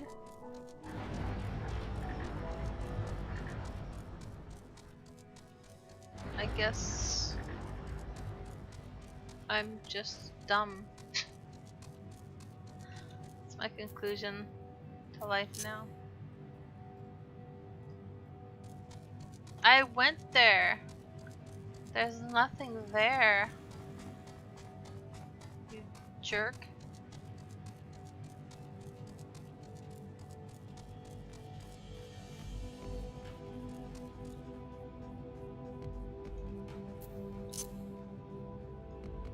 Is it in hell? Ooh! It's a lot of feathery butt.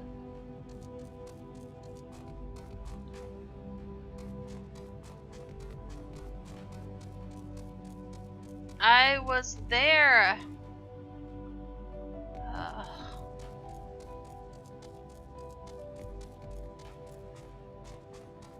Get up.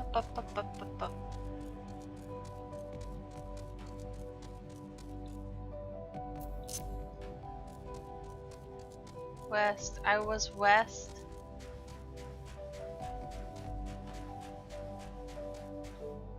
Fuck me, there's a fucking cave. Motherfucker.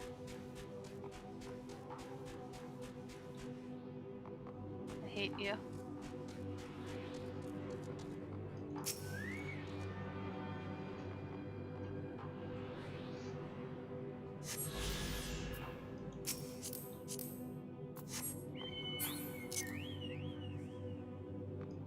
Southeast. Again, we could have done this when I was southeast. 600 yalms southeast to be specific. Oh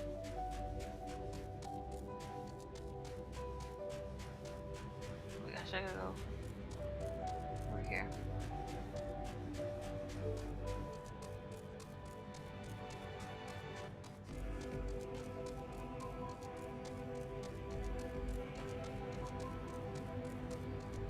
At least it's bright here and there's no rain or snow.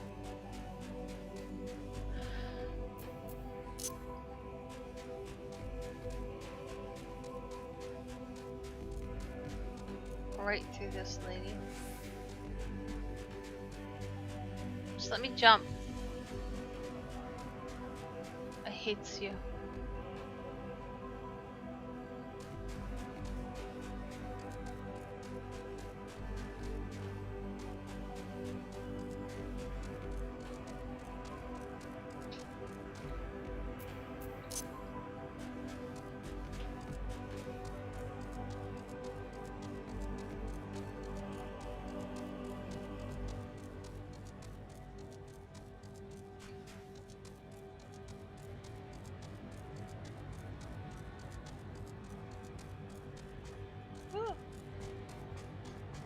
I like how it's nice racing straight.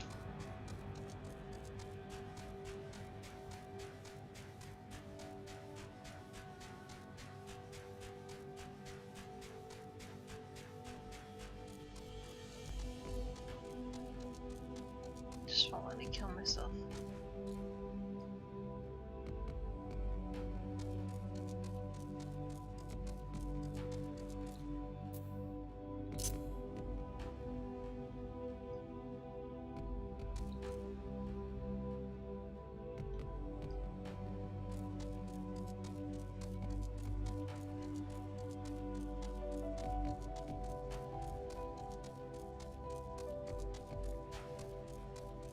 Wait, this isn't the way down, is it?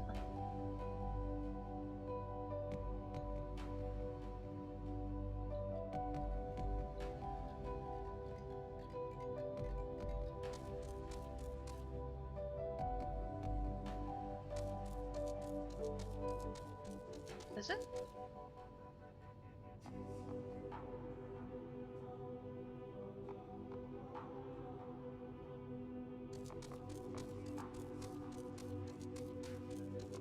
I will be glad when I can fly. It's showing like a tiny little hole right here.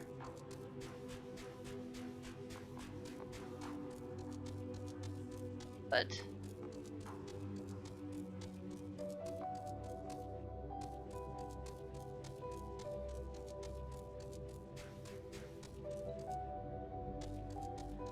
I don't remember.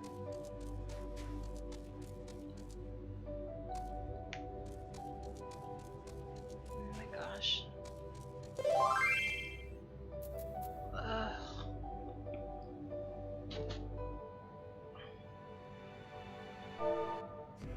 Comma, fly me around them, please.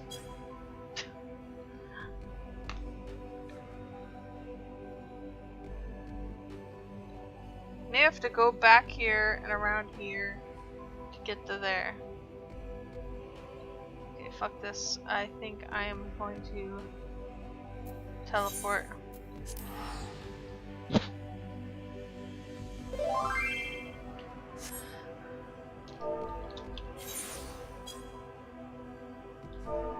Two.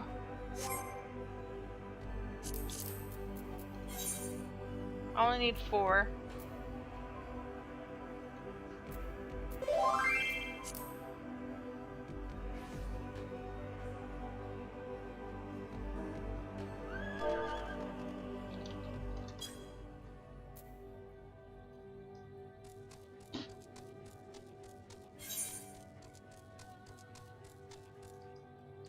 Who knows when he can cross worlds.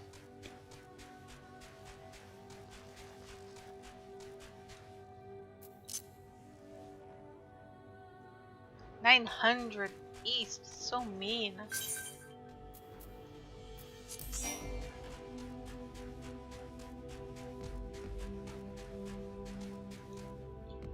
Whoops. How is world hopping times? 5 AM. It's probably pretty freaking good. That's 8 AM to him.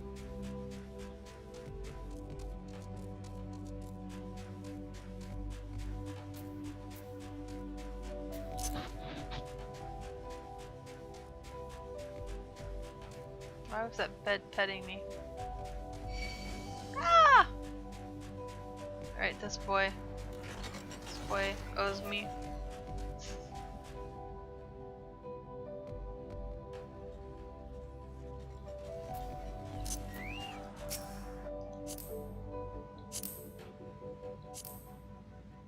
Take the back seat because I'm just a little kid.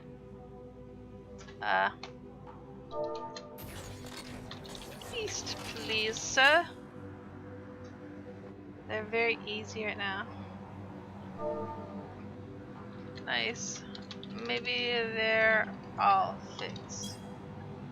He's taking me to hell, that little fuck.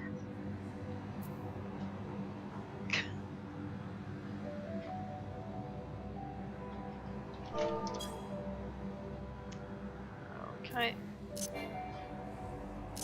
Aww.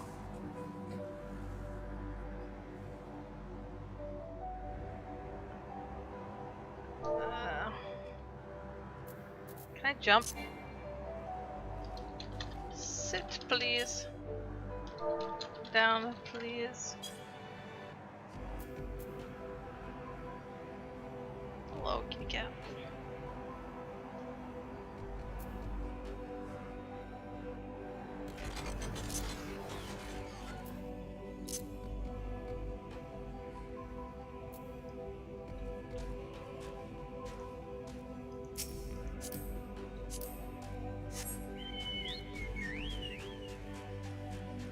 It's fucking caves.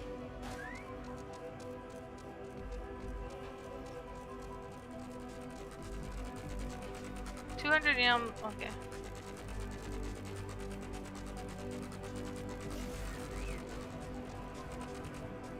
Where are you, puffball?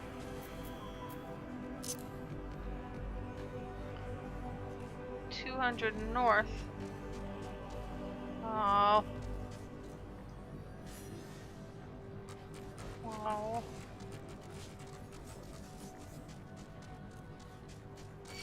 I can't teleport to him. I don't know why. Maybe it's upstairs. It is definitely upstairs. Please, sir, stop touching me. Northwest, yeah. It's not down here.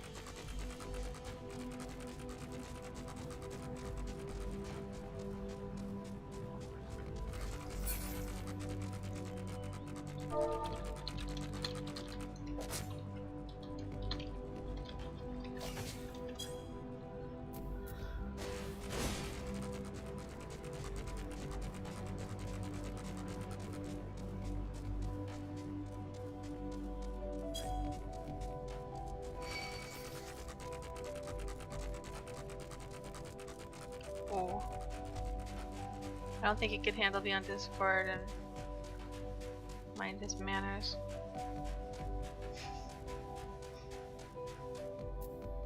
Okay, I'll delete all this out. 130 north.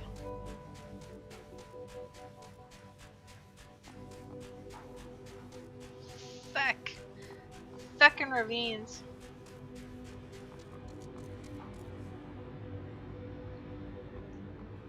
The ravines are... Oh, come here. I'll load Discord. Come here.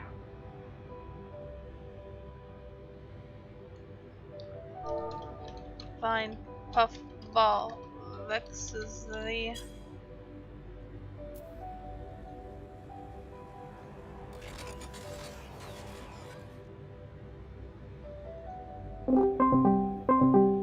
Oh, it's loud.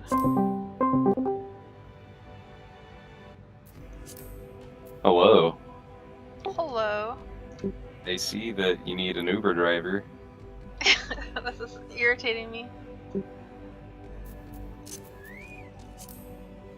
Alright, so where are we going?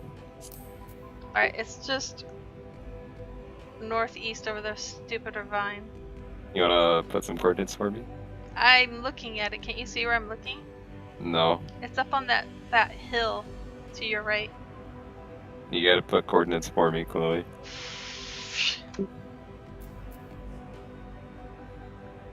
How can I put coordinates? It's like... You just do it. You go to the map, you yeah, there you go. It's just right there. There you go. Alright, so Northeast. like up right, there. Yeah, right there. Right there. So you wanna go down here? No! Alright, I'm gonna put you right here, Oh, okay? this stupid one. I'm gonna drag you around for a bit. And escape. Bam. You gotta... Oh, you're using me for Aether Currents, I see. What? What do you think I was Wow. I see how it is. How are you gonna tell me that you need me to Uber you around the moon, and you don't tell me what for? You're just using me for my powers. Northeast, Flying sir. powers. No, ma'am. I'm fine. I know 270 where this northeast. one is. I know where this one is. I'm not good It at should finding be the up bridges. on this hill. Oh no, this one's very frustrating. I I tell got you one to. up here. Oh, right there. Yeah. Right. Yep. I would highly, strongly recommend getting the Labyrinthos and I need like 3 more in Labyrinthos. yeah, I highly recommend getting that area first because it is so frustrating with all the elevation changes. Do Labyrinthos first, Garlemald, aka Russia, second, then 500 Moon. north. 500 north. That's in. Yeah, this one's inside, so we have to go and Drive me inside, sir. Oh, you're we're gonna teleporting. You're gonna teleport me out of it. You did. And so I need you get the free teleport. Oh, that's true. Because I am not driving all the way in here because this one that you're talking about is right here somewhere. Okay. Ma'am? You told me you weren't driving me. No, fly I in said yeah. Oh. You can fly anywhere on the map, as long as it's not like a place like Limsa or anything like that. Right. Alright. So This is better. is there one in this corner right here? No, I did. That's like the first one I got. I jumped along the wall, so that was like a jumping quest, but it's not really. I don't think we have to go up, do we? I know, I'm just flying up because... You're just fucking with me? Yeah. Taller doors than I thought. No, I was like 100,000 experience from 89. I couldn't continue the quest line. I was like, no. Why don't you do your dailies? Fuck the dailies. Why? No, you need those. What do I need them for? For dailies, for leveling up and getting XP Ooh, and here, shit. Here. Stop. To the right. Stop, go. You're go. the right, I'm behind gonna, you. This one. Back. What the fuck is your card in? Sit. You can't get out now. I'm stuck. Here, go ahead.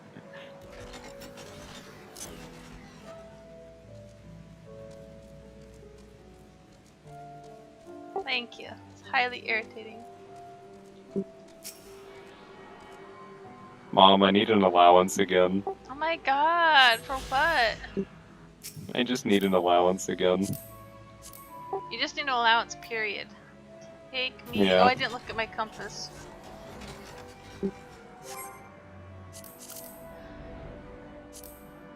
Where to?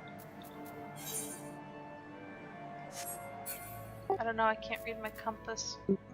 And you can do it in the car. Right, No, let's you me can't. do it. Yeah, It you won't can. let Look, me do look. it in your car. Oh. There's a bug. Until you do it on my car. Get out of my car. Let me out. Let me out. I never can teleport out.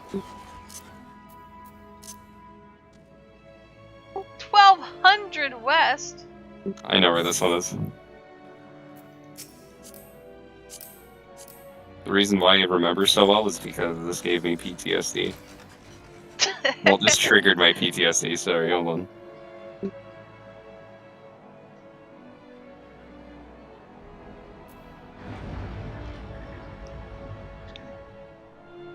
Yeah, so I only have 24 people in line. That's like our first to get in. But it was also 1:07 a.m. So the server just came back up. Everyone had been booted, you know? It was just ironic that I was like, oh, let's just see if there's an update. There wasn't. Just let me in. They were running maintenance on the server, Yeah. So like all those error codes that like people get when they're like on the game and stuff like that, are just gone. Yeah, but it's the wait to queue to get in still 7,000. Yep. But they did increase the amount of people that are allowed in from 50 to 75 to like 100. There's only 100 people allowed on. No, like that's how much it'll let in. Because before it was 75. No, I know. But I must let in more than 100 people. Yeah, but they would have made new servers. It's just really complicated right now. You want me to just put you up There's there? like... Oh, bug just flew into my eyeball. There's like nobody here. Oh, it's up there. Yep, you want to get in my car so I could just boost you up there? Okay. Alright. Ma'am, do you need a booster seat? I do, actually. So I might fall out. Oh my gosh. If you seat belted in, I might be okay. Alright, so on this one? Yes, to the left. To the left, so this way.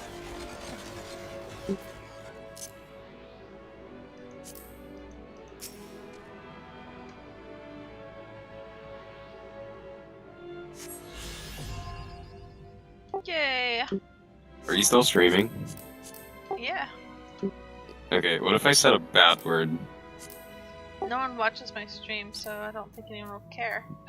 Aw. I don't know the rules of streaming. I need 4 labyrinthos. You want to drive me around there? Why? Because I said so. What's in it for me now? I'm playing. And then the last area I don't have open yet. Yep.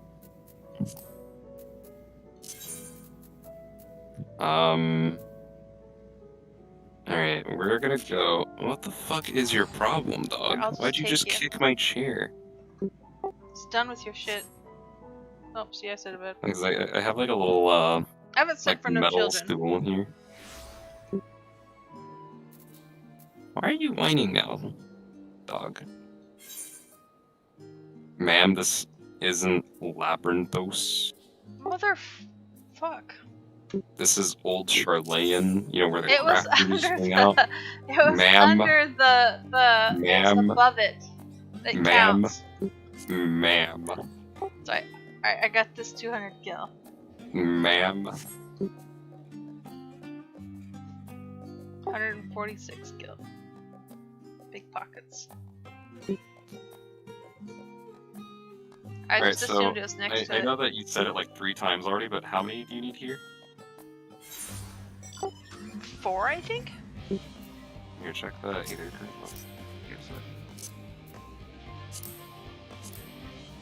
it. 450 southwest. Let's see.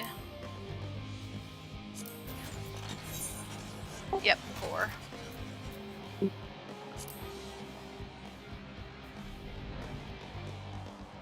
Now do this on my alt. Just kidding. You know what? You can drive yourself now. Oh, fine. I can't If drive you my do alt, it. it's on the same account. Yeah, I'm gonna put you right here. Go ahead and check this out.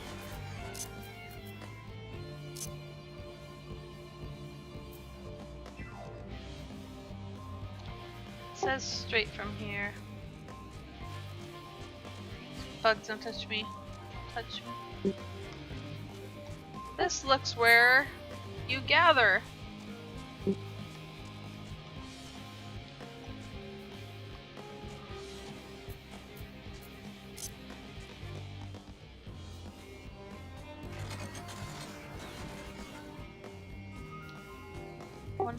West. It's over here, probably. Like behind here. Oh, it's up on top. Why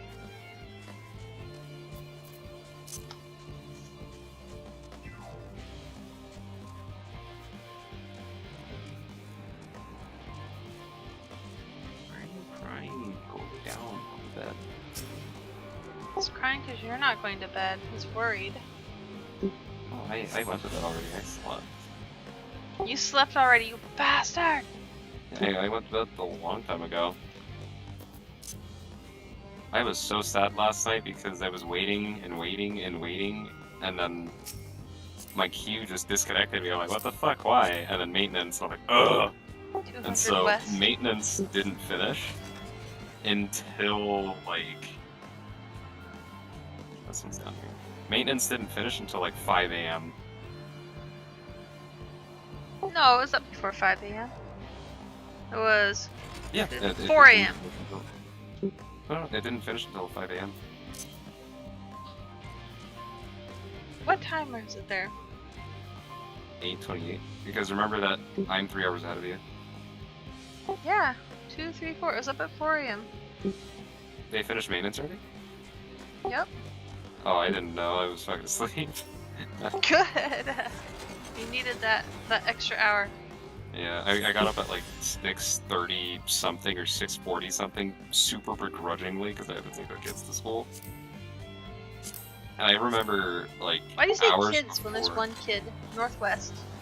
Just 200 yums. Oh, I say kids. Yeah. Because that's what they're the kids. It's just one kid. Oh yeah, they're both kids. Who's both kids? Yeah, to the right.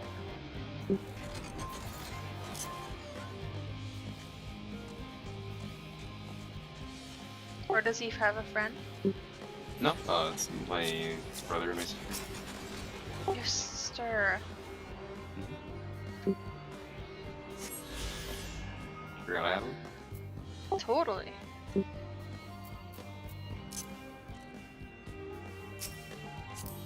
You know, he's going around licking everything, all my boxes, and like... So I hope that's not your brother. 300 No. to the southwest. Your dog is licking boxes. Yep. He needs a salt lick. No, he's good. It's just, being a butt right now. He needs a snack. He doesn't know what to do with himself, and no, he's fat. What are you trying to make now? You're just trying to meld shit right now. Like, what do you mean? In terms of, like, crafting? I am trying to get the armor and goldsmith up there, because those are the last two classes that I will need for crafting the battle gear, because most of the battle gear is going to be blacksmith, for, like, the main, you know, for the weapon, and then, like, goldsmith for the accessories, maybe a leatherworker weaver for, like, the gloves and the pants, carpenter for, like, the... Oh, I'm done. Stop. Yeah, carpenter for maybe, like, the black mage, or, you know, for, like, the canes and stuff. You seen this?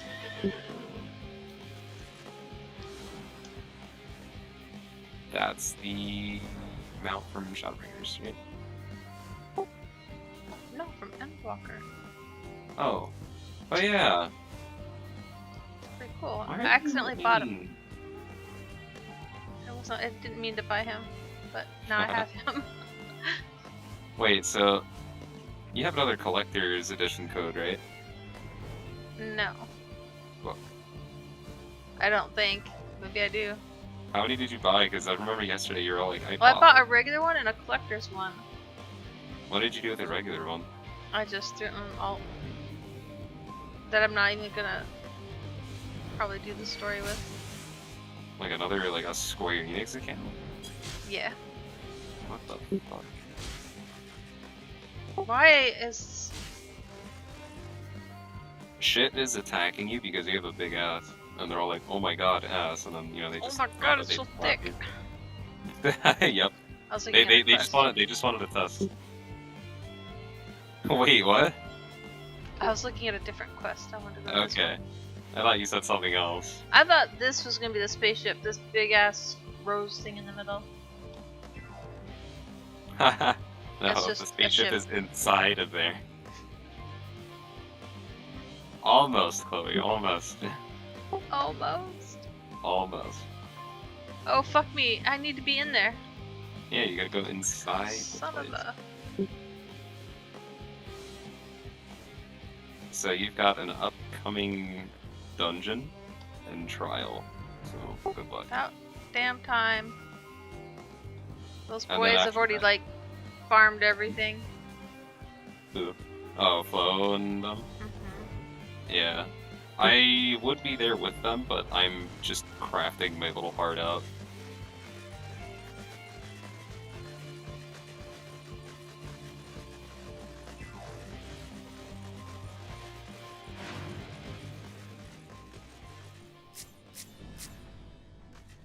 Miss Madam, how goes the gathering? I took a... Well, I couldn't get on for like 5.5 hours last night, and when I got on, Madam. it went down. Madam. So, I want to be out 90 also, dude. Well, that's why you're doing Sir. that one. And then... Yeah, you can gather the mats instead of having I to want find to them. have, if the servers are fixed, which I doubt they are, be able to do some trials on Friday. Extreme and get my gear. They're hard, from what I've heard from Flo. Yeah, these title, shit. I heard that he's like, I actually had to frog. And he went and he got, like, some people's help. Yeah, it's hard. If he needed help from other people, it's hard. And then there's me looking at party finders, like, all sad and shit.